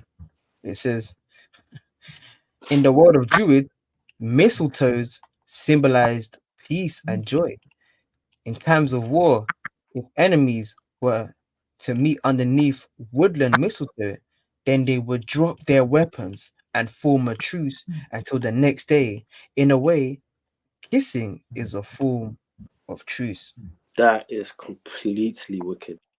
As in, it just goes to show how much of this, especially with these other nations, how evil, how twisted, how even the homosexuality aspect of this is disgusting. So you're telling me to form a certain truce, you drop your weapons, go under a certain tree, and you men that are just fighting in wars, that you were just killing each other, showing brute force with swords in your hands and shields, and start kissing each other. Hey man, Charlie. But hey, look, even that point the brother said, right? Because I got the same thing mentioned in the same book that I just pulled up. Right, let me get to that verse or what it said, right? So it says this. Let me pull this up. I'm gonna pull up two things, and obviously we can continue. Right. Let me get that. Here we go. I think it's this one. Right. So back to the two Babylons, right? So and a lot of this we can kind of cover later, most high willing, right? It says, in the light reflected by the above statement on customs that linger among us, the origin of which has been lost in the midst of hoar antiquity, let the reader look at the singular practice still kept in the South on Christmas Eve of kissing under the mistletoe bough. That mistletoe bough in the Druidic superstition, which, as we seen, was derived from, for time's sake, I'll just pull it up and read it from where it says. It says, was derived from Babylon, was a representation of the Messiah, the man, the branch. So, like the brother was saying, you can see that a lot of this is ancient stuff that has been going on, and now it's been turned around and they make it into something different, right? It's the same customs, like with the gods that you have today, them Greek gods. It's the same gods that come from Babylon to Egypt to now Rome. There's just different names. Same customs come from Babylon, from ancient Babylon, right, to the time of Nimrod, all the way down to the Egyptians, all the way down to who we see today with the Romans, to Esau even today. And quick precept on that as well, because everyone says, hey, well, Black Lives Matter. I hate the so and so man. I hate the white man, and I hate this, and all this kind of stuff. But when it's time to actually not follow what they're on, we got Stockholm syndrome in following their practices, right? It's the book of Proverbs, chapter 3, 31, and it reads, "Envy thou not the oppressor, and choose none of his ways," right? So we're not doing kissing under the mistletoe, right? That's not anyone that's it's not there. You're an Israelite. You should not be doing no kissing under the mistletoe, right? And you got your fringes on, and you're saying yeah, right? And you're Kwame Ashrala, and no, we're not doing that, right? But can't. To add that point as well, as you said, the gods that have been passed from kingdom to kingdom, and you can see that in so many different aspects. That each rulership is a reflection of the one that was there before. You can kind of see that in Greece, in Rome. They like the idea of democracy started in Greece, and now even in this captivity now, that's what Esau or the Babylon system now used. Or you can see the idea of sports entertainment came from Rome. That's what we. So even the same gods have been passed down as well, as the brother eloquently break down. That's why it's important not to follow these pagan traditions, because you're just following. If you're following Christmas, as you said, you're following Nimrod, you're following Saturnalia. All Saturnalias is like a Nimrod that has now been passed on to a different generation. Is like that's their heritage. We need to follow our own heritage, but can't you go it? All right. So yeah, let's finish with decking the halls and then Christmas tree decorating. Mistletoe wasn't the only sacred plant for pagans. Holly was another holy plant connected with the god Saturn. During Saturnalia, the Saturnalia holiday, Romans made holly wreaths to exchange as gifts for good luck. At the time of Saturnalia, early Christians began to celebrate Christmas. However, they were often persecuted for practicing their new religion. It was lucky that Christmas coincided with Saturnalia, as it allowed Christians to harbor a cover for their Christmas celebrations. So that's the thing. So Christians looked at this and thought, you know what? Let's make this for us. Let's use this to kind of make this, and it goes back to the Council of Nicaea. If we look back at the Council of Nicaea at 300, I think it was the 321 AD. Their idea was to mix pagan traditions with so-called Christianity. It's the same thing that's happening here. They're trying to mix their so-called Christianity with pagan traditions, and that is what has birthed Christmas, and that has birthed this ideology that Christmas is okay for Christians, or Christmas is a Christian thing, whereas before that it was purely just pagan, like it was just a pagan tradition.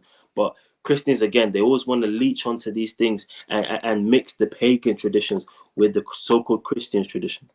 But Can't. You can jump to Christmas tree decorating. We have seen a lot. See that we sure have taken a lot of inspiration from the Romans, and tree decorating is just another borrowed tradition. Besides feasting, drinking, and exchanging gifts during Saturnalia, Romans also hung small metal ornaments on trees outside their homes. Each of these little trees represent. I don't even know this. Each of these little tree ornaments represented a god, either Saturn or the family's personal patron saint. Look at that. So when you're doing this, you just have that in mind, that as Baruch said, and as Kapash said as well, these things have always happened. These are the same things that were happening with the Roman. Nothing you see in is new. The things that you're doing, the hanging of the what do they call it, the baubles on the Christmas tree, and putting the star on top of the Christmas. These aren't anything that new. The Romans have been doing this, and before the Egyptians, I'm sure they've been doing it as well. But let's keep finished. Oh, did you get a point? Yeah, I got a point on that as well. Right, I'm gonna bring up another image. Right, and you definitely got to do your diligent research. If you don't know already, if you're an Israelite, right, and you don't know that you cannot celebrate, or just a Bible believer, if you don't understand that, you're not gonna make it, right? If you're not, if you can't day to day, I'll celebrate Christmas this year. Next year, maybe I'll stop. Right? Hey, let me let the brother in as well, man. Let me add, yeah, calm. Shalom. Shalom. Shalom. Shalom. Shalom. Khan. So Khan, this is back to the two Babylons, right? I'm gonna read what it says. It says this, right? So the chapter itself is Christmas and Lady Day, right? I'm not dealing with Lady Day, right? We you just honor your mother and your father, right? It reads, the festivals of Rome are innumerable, but 5 of the most important may be singled out for elucidation, viz. Christmas Day, Lady Day, Easter, the Nativity of Saint John, and the Feast of Assumptions. Each and all of these can be proved to be Babylonian. And first, as to the festival in honor of the birth of Christ, or Christmas, how comes it that that festival was connected with the 25th of December, right? There is not a word in the scriptures about the precise day of his birth or the time of year when he was born. What Salakia, what is recorded there implies that at that time, soever his birth took place, it could have not been on the 25th of December. At the time that the angel announced his birth to the shepherds of Bethlehem, they were feeding their flocks by night in the open fields. So where we trying to throw in and say, okay, well, Christmas, it's cold. Christmas, it's not Christ's birthday. It wasn't cold, man. Why would our Lord and Savior be born during a time where it's freezing? No, man. Right? But Khan, and it goes into it. It says, now, no doubt that the climate of Palestine is not so severe as the climate of this country. I don't know where he's speaking from, but even there, though the heat of the day be considerable, the cold of the night from December to February is very piercing, and it was not the custom of the shepherds of Judea to watch their flocks in the open fields latter than about the end of October. So they're just freestyling it, like you see today, right? That they're saying, well, during the freezing cold, you had Christ was Christ came onto the earth, right? That's not the case, right? But can't. Can't. Yeah. So let's just finish that last bit and then I'll pass it on. It was the paragraph on early Germanic tribes. Can't. Reads, early Germanic tribes practice a similar tree decorating tradition. This time with fruits and candles to honor the god Odin throughout the winter solstice. Christians seem to have merged the tree decorating with ornaments, candles, and fruits to make Christmas trees decorating one extravagant tradition.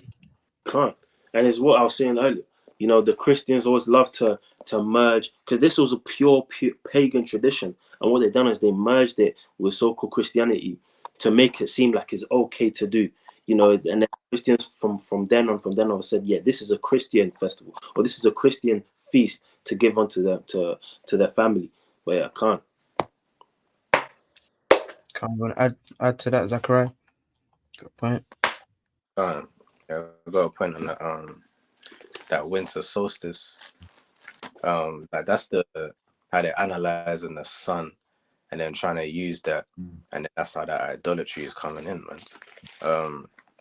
We get 2 Kings chapter 20. All right, and start verse 5. It says, and he put down idolatrous priests, whom the kings of Judah had ordained to burn incense in the high places.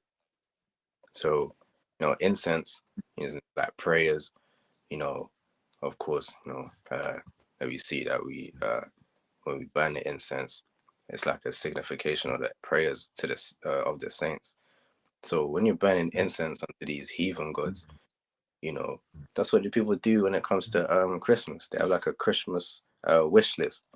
You know, oh yeah, I just hope that I can get this, and now you're trying to make sure you're nice and you're not on the naughty list and stuff like that. Trying to do all the things to make sure you got on a good stead with the Most High. So when you're burning that incense, there's got this Christmas smells that people kind of bring around as well. They got that certain Christmas like winter spices that they call it, and like it's got winter spice candles and all of these spices and smells that it got that kind of Christmas type of vibe to it. It says the kings of Judah had ordained to burn incense in the high places in the cities of Judah and in the places round about Jerusalem. Them also that burnt incense unto Baal to the sun. Right, so they were burning incense and worshiping and serving the sun. That's the priests and the kings in Judah, man. They were doing that. Right, so our forefathers, they were going into idolatry, serving the sun. One form of serving the sun is going into the winter solstice time, where the sun is so-called being dead for like a couple of days, like 3 days. They say the sun is like just not moving. And then for this reason, this is like some period where you want to honor and venerate, which is why you have the New Year's Day, the Christmas Day. So all of this is idolatry, making the things that the Lord created, the Most High created, and turning it into some mythology and these other gods. It says they burn incense to all, to the sun and to the moon and to the planets and to all the host of heaven. So when it comes to Saturn, people seeing Saturn and getting confounded, man. Seeing it, saying hard, rubbing their hands, licking their lips, and saying, because Saturn is here and Mercury is there, that's why, these things are happening on the earth. That's why, there's an earthquake over there because, Venus is over there. This person is committing adultery because Mercury is in retrograde. No, man, people understand. And Mars in Aries right now. So therefore, now they're getting confounded, saying, oh yeah, that's why this is happening, because that planet is over there. It doesn't work like that, man. Right? So I'm angry because because of Aries and Mars and stuff like that. It doesn't work like that at all. But our forefathers, when they were seeing how much they heathen were benefiting and from that type of wisdom, they were thinking that this is the wisdom that we should go by. But don't want to forsake the ways of our fathers. I'm gonna get 1 Kings chapter 4. Because the time forefathers who everyone was looking to for wisdom, and when you stray from going according to your own system, then you start looking at what the heathens are doing, what the other nations are doing, and you start, they look good. They look good. They're having fun in their Santa outfit. They're having up as elves. They're having fun, whereas we're kind of struggling over here. You don't have that mindset where you're looking at what other nations are doing, thinking they're doing all right. They're pleasing their God well. We need to make sure we please our God well, right? And they're doing what they're doing for their God. It's 1 Kings chapter 4 verse 29. It says, and God gave Solomon wisdom and understanding, exceeding much, and largeness of heart, even as the sand that is on the seashore. So Solomon had all the wisdom, man, right? And he didn't need to rely on these nations, man, right? And their wisdom. Verse 30 says, and Solomon's wisdom excelled the wisdom of all the East country. What's the East country? Babylon, right? So the wisdom of the Babylonians and all of the astrologers and magicians that the Babylonians had. King Solomon's wisdom excelled all of that. So all of the fun and stuff that came from the Babylonians, he went far further than that. It says, of all the children of the East country and all the wisdom of Egypt, right? So he was wiser than all of the wise men in the world in Babylon and in Egypt. So all of that stuff, all of that joy, all of that stuff that you think is good in the skies and stuff. Hey, King Solomon knew and understood all of those things and didn't have to rely on those things, as he was given. And get that in Wisdom of Solomon, chapter 7. And then you got it. Wisdom of Solomon, chapter 7.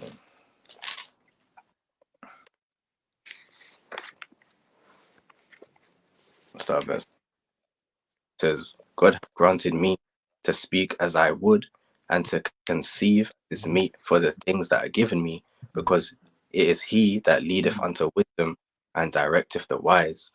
For in his hand are both we and our words, all wisdom also, and knowledge of workmanship. So all of the knowledge of how it was created, that comes from the Most High, man. It doesn't come from man. It doesn't come from, these planets and all of the stars that are aligned.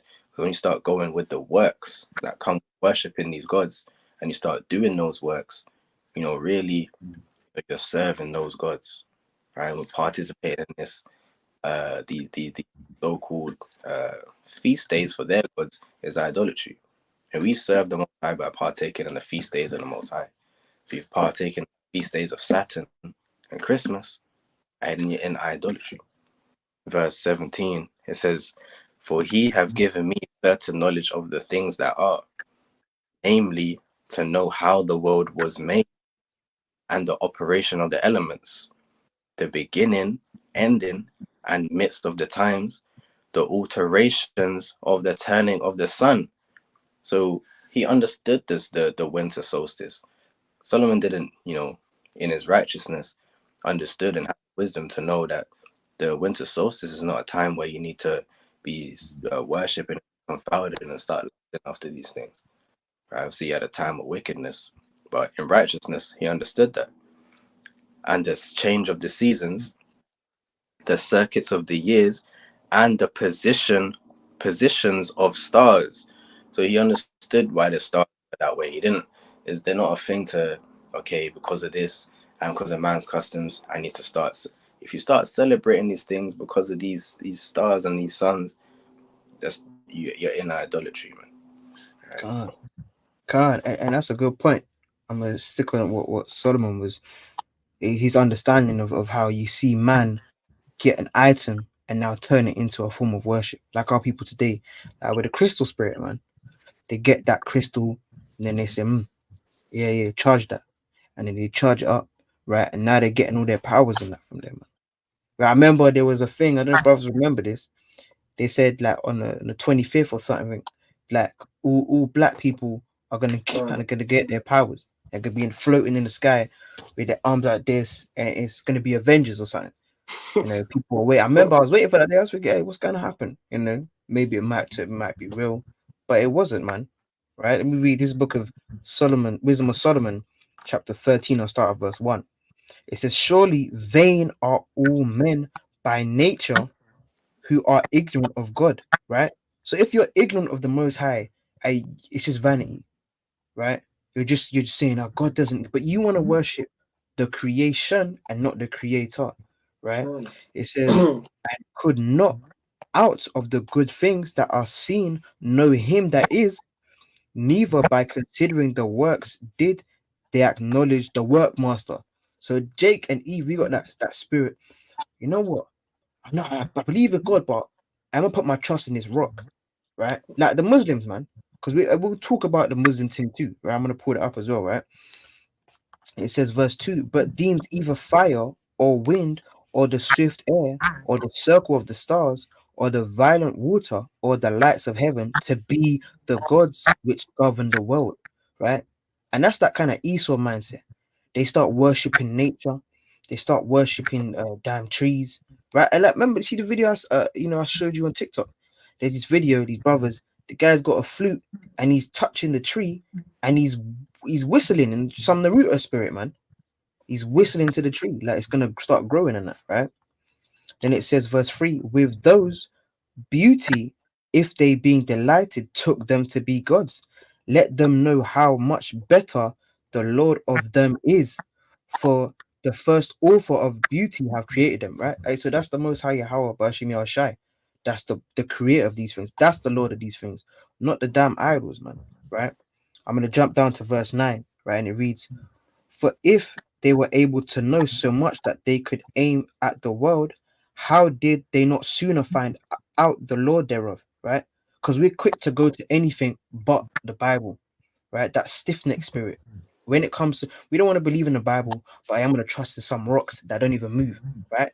You got that. That's the Hamites, man. When they took the Ark of the Covenant, they try to set up their God. They try to put the Ark of the Covenant next to their God. The God kind of was bowing down to it, man, right? Because every knee shall bow, man, and that's a God that it doesn't speak, it doesn't hear, it doesn't do none of that, right? But that's that idol. It's bowing down, man. If it's verse 10, it says, "But miserable are they, and in dead things is their hope," right?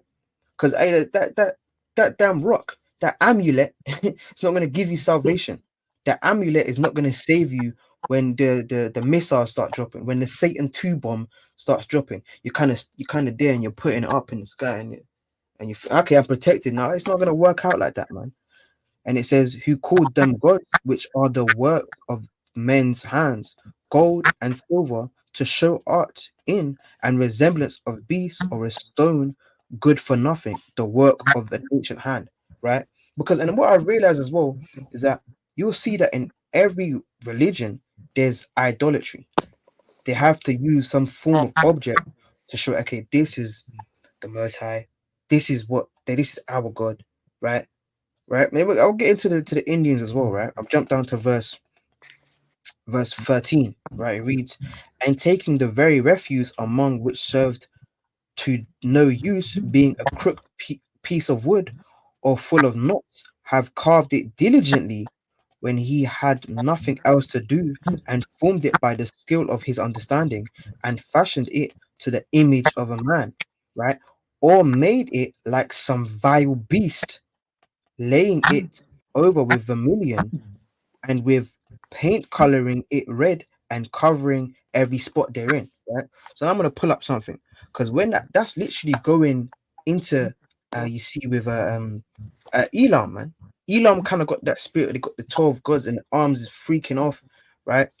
Let me pull up this article, right? Because Solomon knew, and I kind of work with a lot of these Elamites, right? These Elamites at work, I kind of work a lot with a lot of them, right? And I kind of, they be confounded. I say, "Oh yeah, I know about this God, I know about him," right?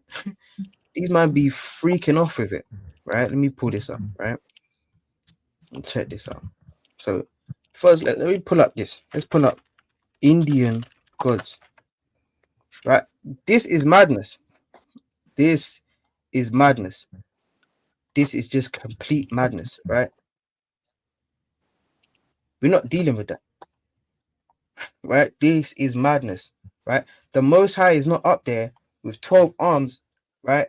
And his tongue dangling out of his mouth, man. And he's blue, right? And this is what they be worshiping. This is complete madness.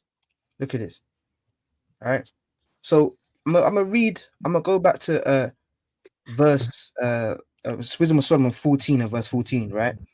Actually, let me stay here, because this will make sense now. Because Solomon knew about these man and their wicked thing too, right? It says Wisdom of Solomon 13 and verse 14, sorry. "Or made it like some vile beast," right? So this is a vile beast, right? These are vile beasts. And I'm led to believe there's about an uncountable amount of their gods. I don't even know how many they have, right?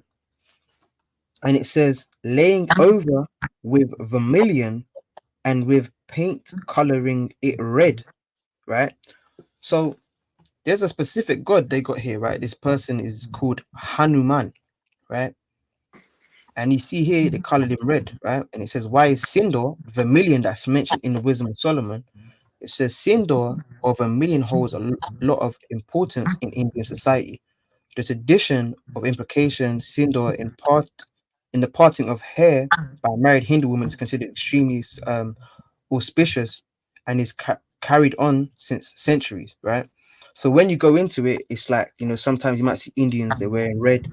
That's signifying that they're married, right?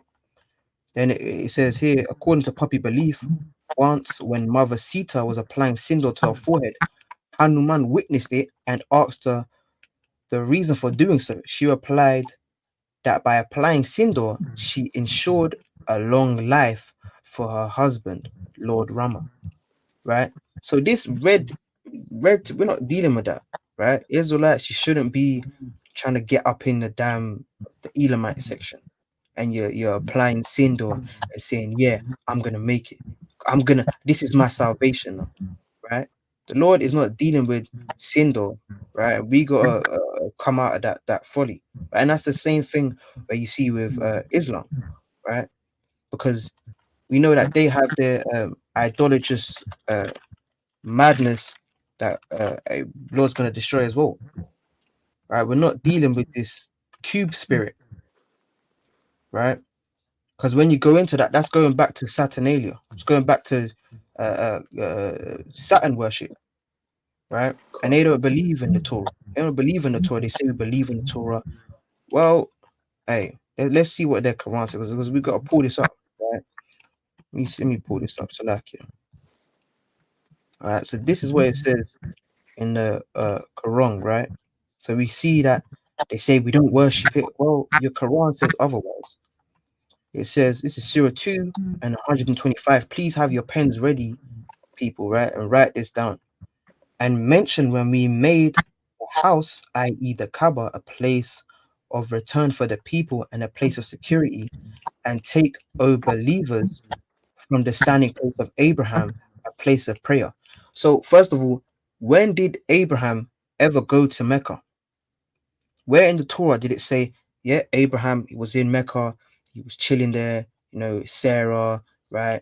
He wasn't there, right? A place of prayer. And we charged Abraham and Ishmael, saying, purify my house for those who perform tawaf and those who are staying there for worship, who bow and prostrate in prayer, right? That word tawaf, right, goes into a form of worship particular to the Kaaba, consistent of going around it in circuits, right? And when you go back into that, they're going anti-clockwise, right? Which is going into, again, Saturnalia. It's going to cube worship. That's where you see with Amalek, they put I think they put the Teflin, it's called a Teflin, so like, yeah, they put that on their head.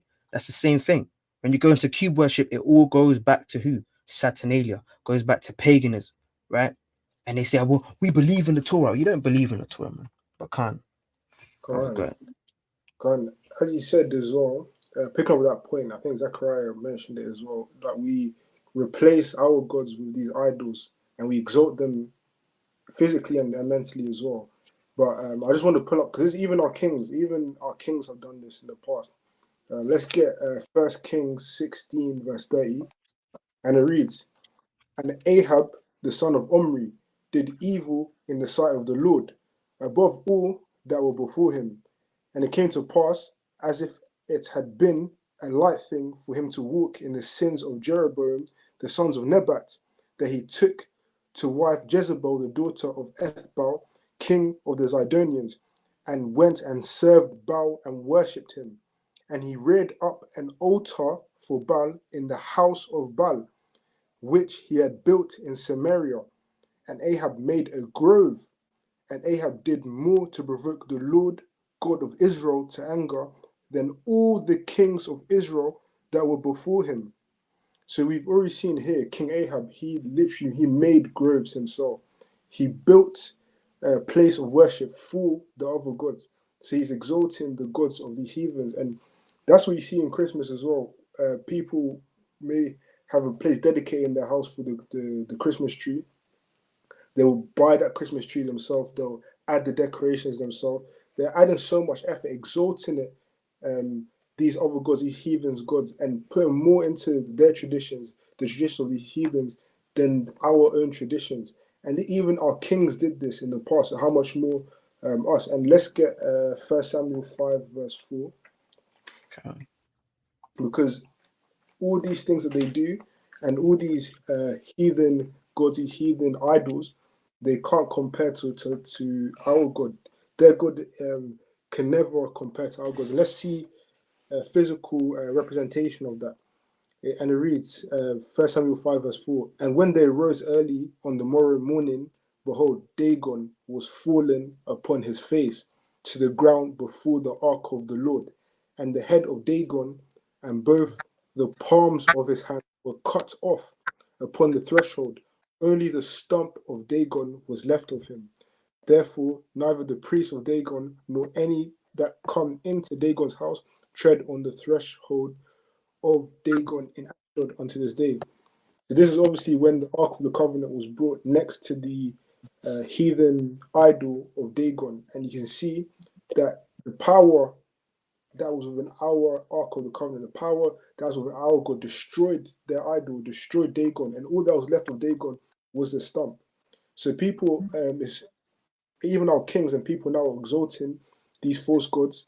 They're exalting these idols so much, but all it is idolatry. And all it is inferior to our God. As you brought about the Kabbalistic, the gods of these Elamites, including this pagan tradition of Christmas that have been passed down from Egypt down to Rome and even down to now, is all inferior to our God. And there'll be a time when Yahweh shows that the power of our God exceeds theirs.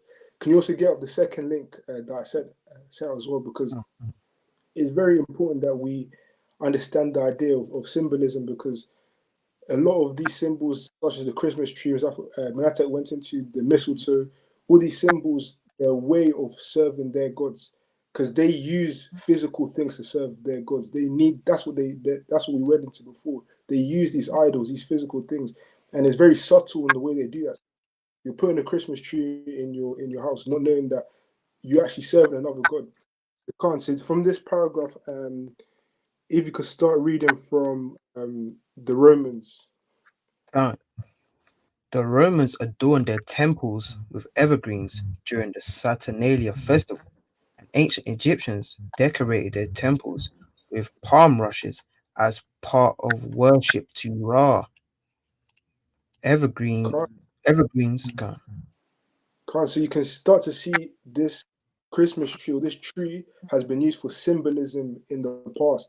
These evergreens or these trees is a symbol. There's a meaning behind it. You're adding spirits into your house. There's a meaning behind every single thing you do. Even carry on reading. If you carry reading down Baba Cashapp. Evergreens were also used as a sign of eternal life by early Christians in catacombs under Rome, but until the mid-19th century, Christians viewed the Christmas tree as a foreign pagan custom. Pagans would bring fir trees into their homes at Yuletide because it represented everlasting life and fertility. The Yule So tree. you as a Christian, is this what you worship? Yuletide to represent everlasting life and fertility. Is that what you really want? No, that's not what Yahweh has. That's not what God has commanded us to do. This is, and people do this not knowing is symbolism, is a way of worship by putting in your house. But if you can carry on, Baba Kashapp. The Yule tree is decorated with lights, candles, and other festive ornaments to celebrate the return of light after dark days. Going to winter solstice that we were talking about before. The Druids believed trees were a gift from the mother goddess. As they helped mark time and seasons, they would decorate sacred oak trees with mistletoe and lights to represent the wisdom of life. Okay, that's so off. That's so off. They said these trees represent the so-called wisdom of life. And we know what the true wisdom is. Let's get that Psalms 19 verse 7. Because we believe in true wisdom. We don't believe in a tree being a so-called wisdom of life. But if you have this so-called Christmas tree in your house, then that's what you're saying. You're saying a tree is your wisdom of life. Psalms 19 verse 7, it says, and the law of the Lord is perfect, converting the soul. The testimony of the Lord is sure, making wise the simple. So the law of God is what is our wisdom, not this Christmas, not this so-called tree. How can a tree? And this is the thing about idolatry. It doesn't make sense. It never makes sense. There's nothing this can do for us, but we're exalting it, just like King Ahab did. You're exalting something that means nothing. But you can carry on, Brother Cashapp. And it reads, the Druids believed, next verse, the Vikings worshipped trees, particularly the Scandinavian evergreens. They considered the evergreen to be the sun god's unique plant. The trees were a reminder of spring and that winter would come to an end and the world would turn green again. So even the Vikings and the Druids, all these Edomites, this was what they would use to represent their gods as well. So if you, as a so-called Christian, now you want that, you're also following their gods, you're following the heathen customs still. And you can see this here. This is what representation of the so-called evergreens. And these trees mainly grow in Europe, hence why that's been infiltrated into those pagan traditions of so-called Christianity. So this is what you're putting in, this type of spirits you're inviting if you add these into your house. And that just like the Christmas tree. If you can click on, you can see it looks just like the so-called this is, now you can see the origins of where this stuff originates. There's nothing biblical at all. You're following Viking traditions of Druids, traditions of Greeks. You're just adding all these spirits into your house, and eventually they will be destroyed. Just like how Dagon was destroyed, these false idols will be destroyed as well. If you can read just the last few paragraphs, Brother Cashapp. The trees were a reminder of spring. It's like next one. In old Germanic and Norse beliefs, evergreen trees were often decorated with tiny carvings of gods and food. These decorations were to entice tree spirits to return and bring spring with them. We cannot make that. No one. This is what it's saying. They invite spirits into your house. You're doing a form of sacrifice. We know that us being the temple of God, we are sacrificing now the things that we do. So now by adding a Christmas tree into your house, you're making a sacrifice onto a false god. These are the type of spirits that you want in your house. Personally, none of us would want those type of spirits in our house, but too many of these people that say they believe in God and now going contrary to God. These people really need to understand these pastors are deceiving you. There's no wisdom they can't go. So like it's book of Romans, chapter 1, and I'll start at verse number 28. And it reads, and even as they did not like to retain God in their knowledge, God gave them over to a reprobate mind to do those things which are not convenient, being filled with all unrighteousness, fornication, wickedness, covetousness, maliciousness, full of envy, right, etc., etc. And I'll jump to verse 31, and it reads, without understanding, covenant breakers, without natural affection, implacent and unmerciful, right? So when you're like the brothers kind of going into, you're seeing people that want to die in their lust, right? Really, it's because the Most High has given you a reprobate mind. Really, you're just destined. If you don't repent sincerely, you're destined for destruction, right? You're without understanding. You're simple.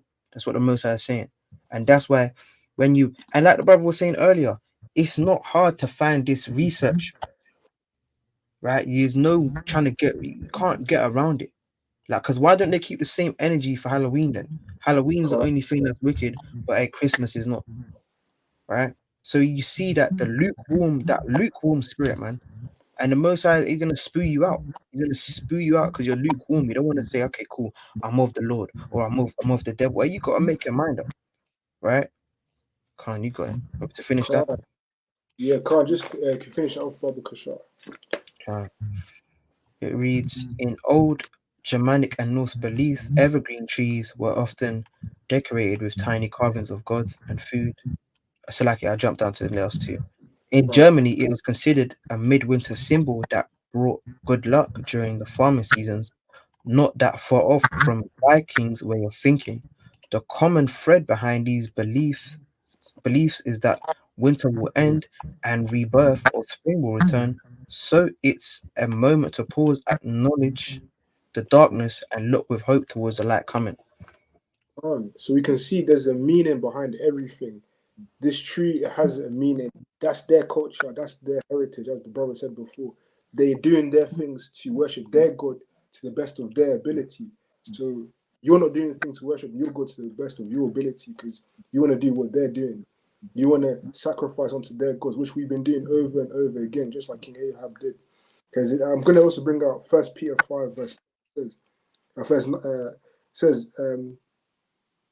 so 1 Peter 5 verse 8 says, "Be sober, be vigilant, because your adversary the devil, as a roaring lion, walking around seeking whom he may devour." That roaring lion is coming. He's very subtle. He's very sly in how he does things. That's why he'll make you think the Christmas tree means nothing. He'll make you think, oh, the so-called mistletoe means nothing. But by that, you're literally serving another god. You're inviting spirits into your house. So that's very important to consider. But Khan, you got it. Khan, quickly, Kapash, if you can go to that link that I sent, because I'm sure you've heard us talk a lot about Druids and it's a Druid religion, but let's actually understand who the Druids were and what they believed in.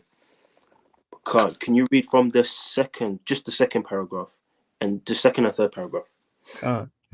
The origin of the word druid is unclear, but the most popular view is that it comes from doir, an Irish Gaelic word for oak tree, often a symbol of knowledge, also meaning wisdom. Druids were concerned with the natural world and its powers, and considered trees sacred, particularly the oak. So Druids, this is what it's saying, and what it's saying, they saw trees as almost their god. They saw trees as sacred. They saw trees as something that symbolizes knowledge and wisdom, and that's the same thing that they try to pour into Christmas. So when you're putting that tree in your room, you're esteeming it in that same way. You're esteeming it as something that is sacred. You're esteeming it as something that is, because if you look at the actions that you put towards the tree, that's actions that you put towards something that's sacred. A lot of the time, as we said earlier, guys will work 2 shifts so that they can get enough money to buy that turkey or to buy that tree. You know, there's a specific tree that they saw. They said, "Nah, I'm gonna work. I'm gonna do overtime so I can get that specific tree and put it in my house." That's the actions that you put something that you deem as sacred. So, Right. or you're able to actually analyze how you're acting towards these things and how you're esteeming them, because that's the exact same way that the Druids were esteeming these things. Could read the second paragraph, public shop. Druids can be described as a shamanic religion. So just before we go, let's understand what shamanic is. So shamanism or shamanism is a religious practice that involves a practitioner interacting with the spirit world through altered states of consciousness, such as a trance. The goal of this usually directs spirits or spiritual energies into the physical world for purpose of healing, divination, or aid of human beings in some other way. So these druids were very much into the spiritual. Basically, they were, in other words, building portals for the dark demonic spiritual worlds to come into the physical world. So in what you're doing by putting that tree and following their customs is that you're doing the same thing. You're inviting the evil spirits to come into your house, to come into your lives. So when there's certain things that's happening in your life, you're questioning, oh, why is, because you're following under, what is it, the shamanic religion. You're following under the same thing, and then you're confused as to why certain things are happening to you, because you're inviting the spirits. You're literally creating portals for these spirits to enter into your life. But can we finish? As well. Yeah. The ironic thing is that on so-called Christmas Day, Christians will be going to church praying against evil spirits. Yet that's the evil spirit inviting to the house by having that. Exactly. They love that, I get any divination, anything, you're gonna bind it in Jesus' name. Fam, you gotta bind up the Christmas tree and burn it, and like that's what you need to bind up, man. Right? But I'll read on. Right? Druidism can be described as a shamanic religion, as it relied on a combination of contact with the spirit world and holistic medicines to treat and sometimes cause illnesses. They were said to have induced insanity in people, and been accurate fortune tellers. Some of their knowledge of the earth and space may have come from megalithic times. Can't. So a lot of so what they're doing is that they're actually doing evil. They're doing divination. It's what I'm saying, you should never look at Christmas as a surface level thing. It's not the reason why we even created, or what's it, 2 hour 90-minute video. It's not because it's something that is, is a small, it's not a light matter. The Right. moment you bring a Christmas tree into your house, you are committing, you are doing what the Druids done. You have Right. now entered into a shamanic religion. You have now invited evil spirits. You have created a portal for evil spirits to come into your life and to come into your house. It's a very, very serious matter. And let's quickly go to Ezekiel 16 and verse 20, because not only are you doing it for yourself, but unconsciously, or some people consciously, you're doing it for your children, because Christmas is a very much children-based holiday. A lot of parents want to push their children into it. Say, yeah, go when they see Santa sitting in the city center. Now, yeah, go sit on Santa's lap. Go sit.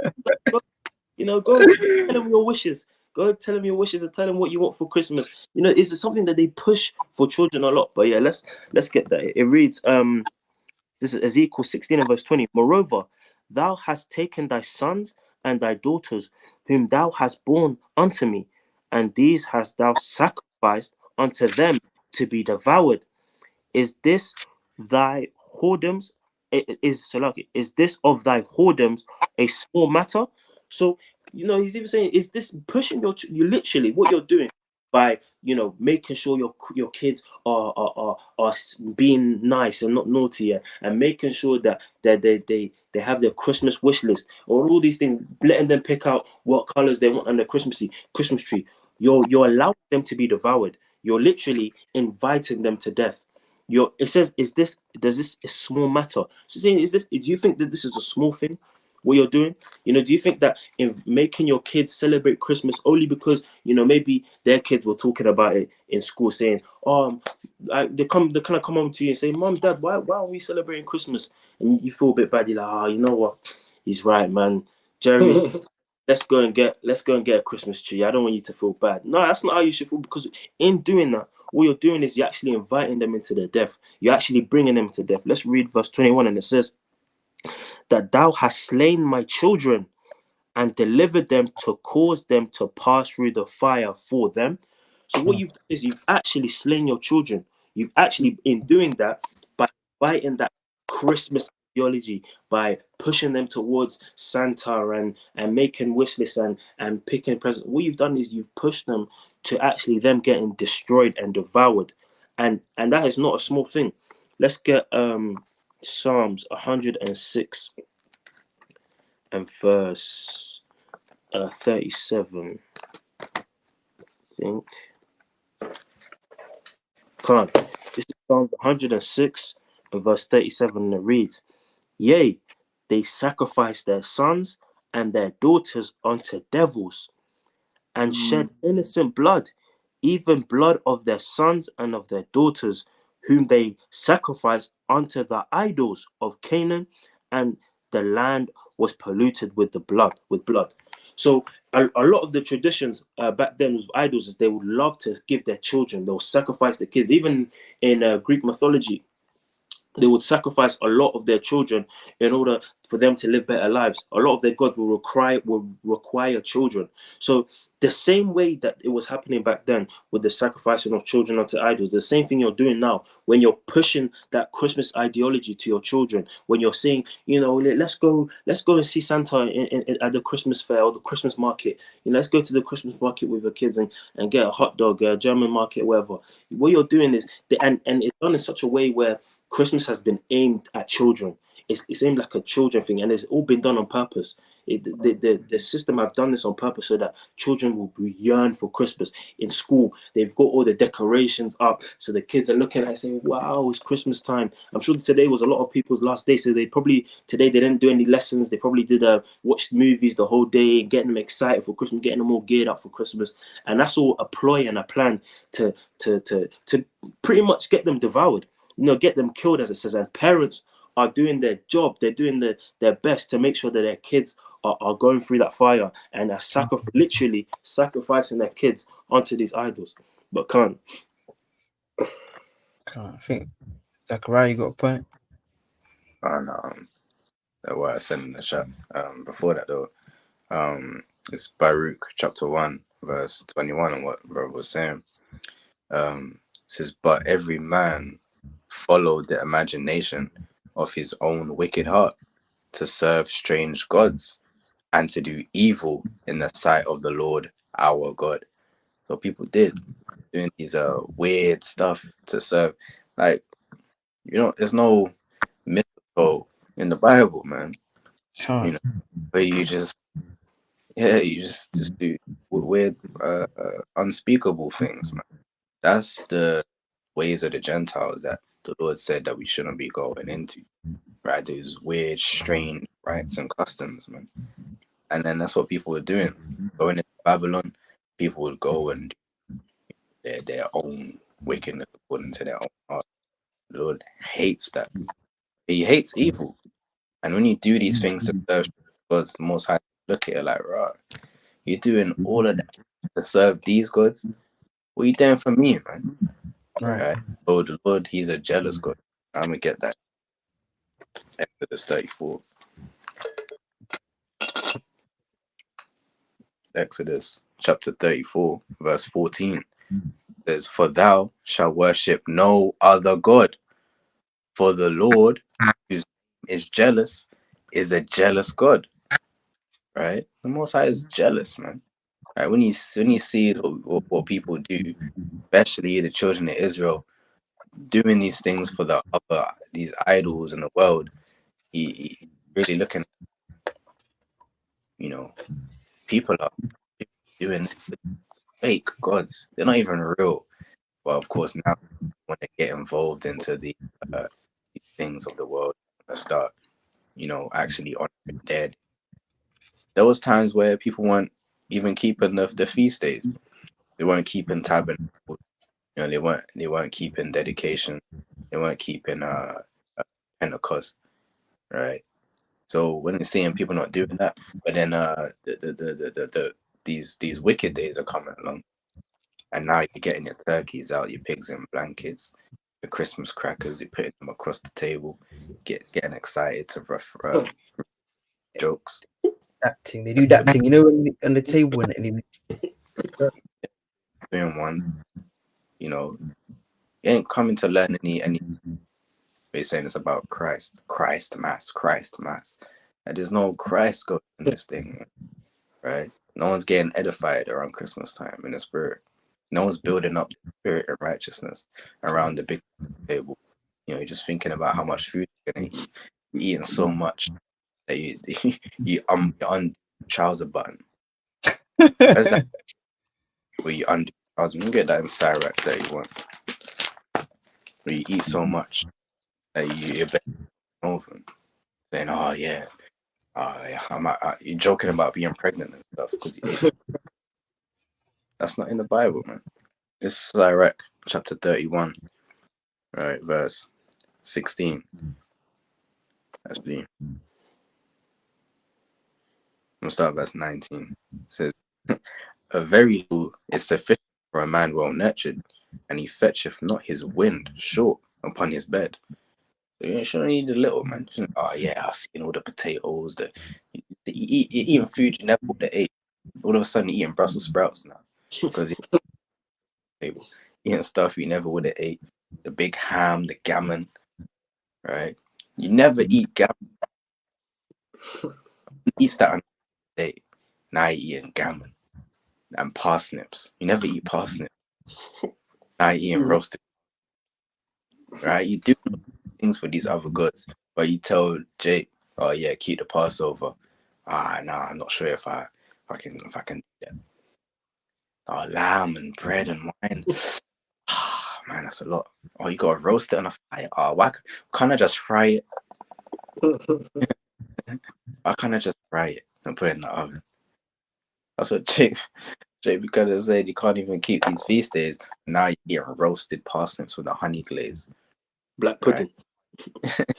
on these plates and wrapping sausages and bacon, and now all of a sudden, you know, you're serving these other gods, man, and the Most High, he hates that, right? So we've got the article that I sent.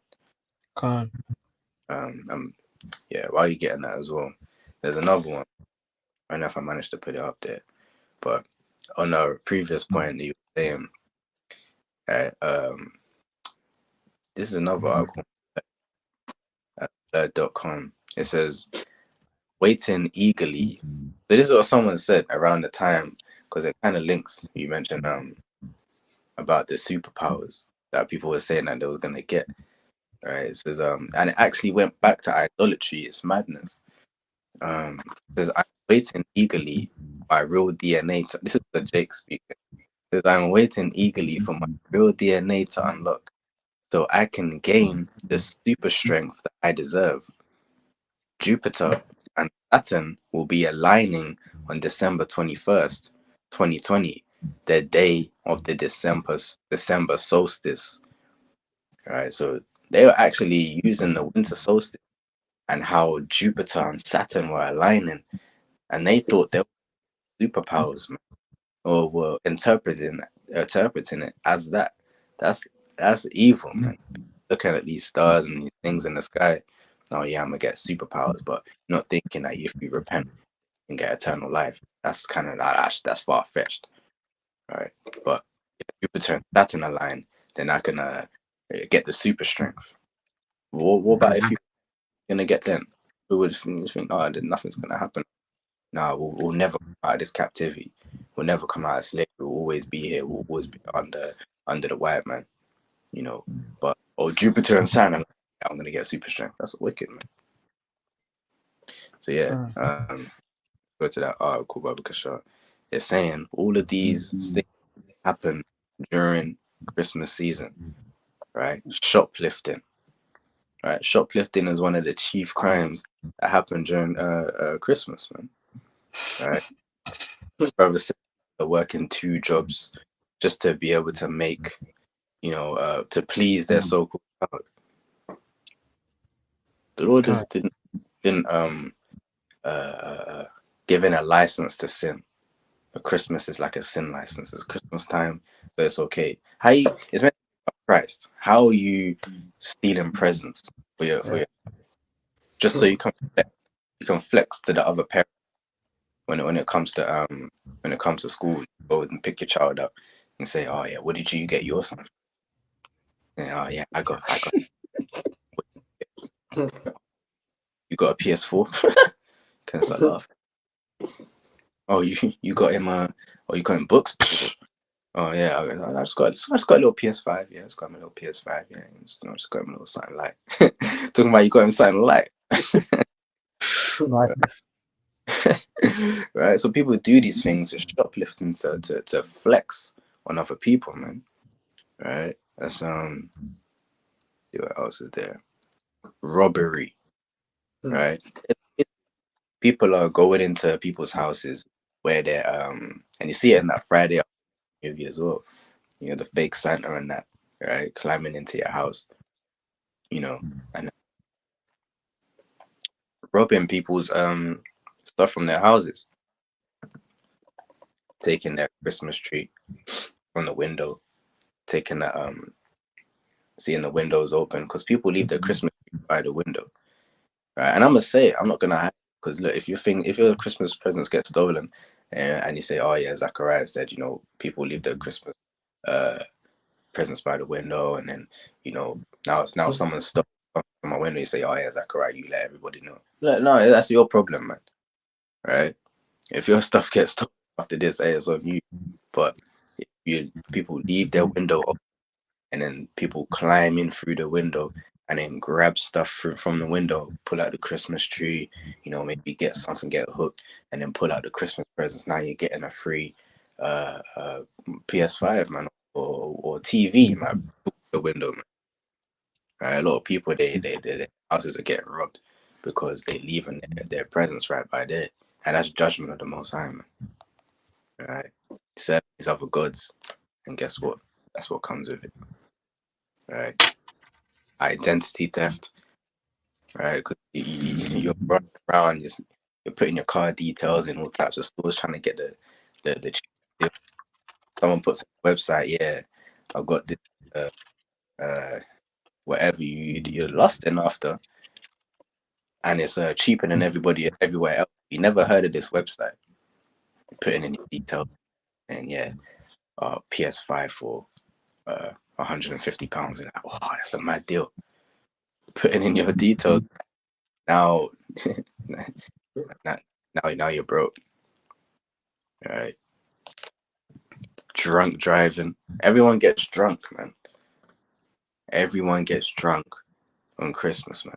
And there's always some type of commotion. You know, someone is, family beef, aunties beefing with aunties, cousins beefing with cousins. No one really going there, like I said, to get edified. They go around smoking,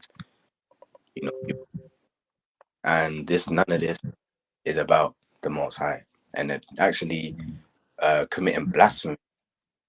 Especially if you know not the Most High, but you go and do it anyway, you know that people are trying to attribute God and Christ to this thing.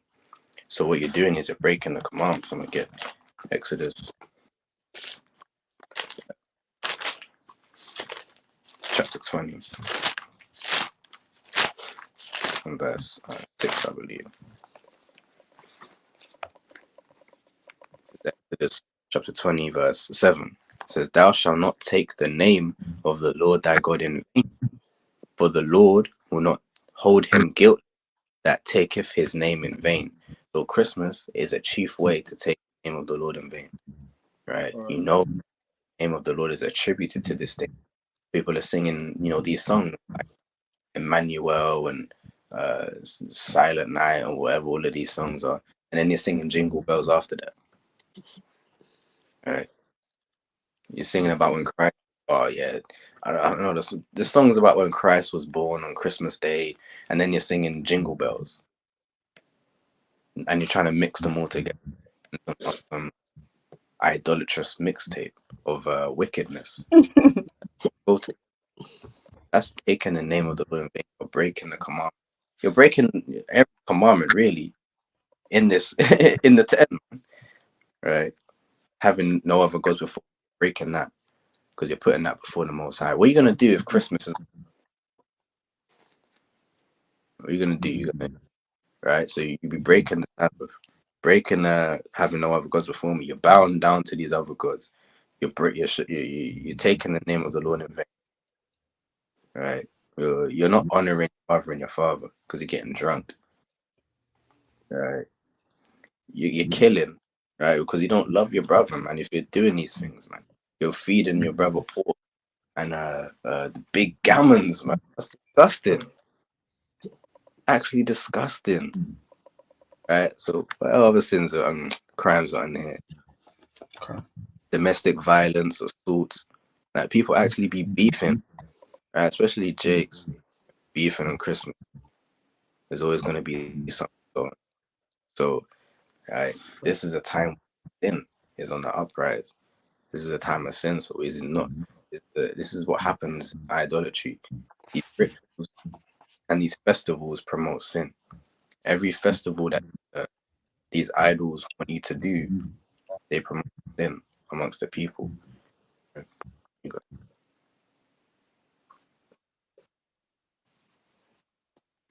I was want to bring up like closing precepts. Maybe like do a part 2 on it as well.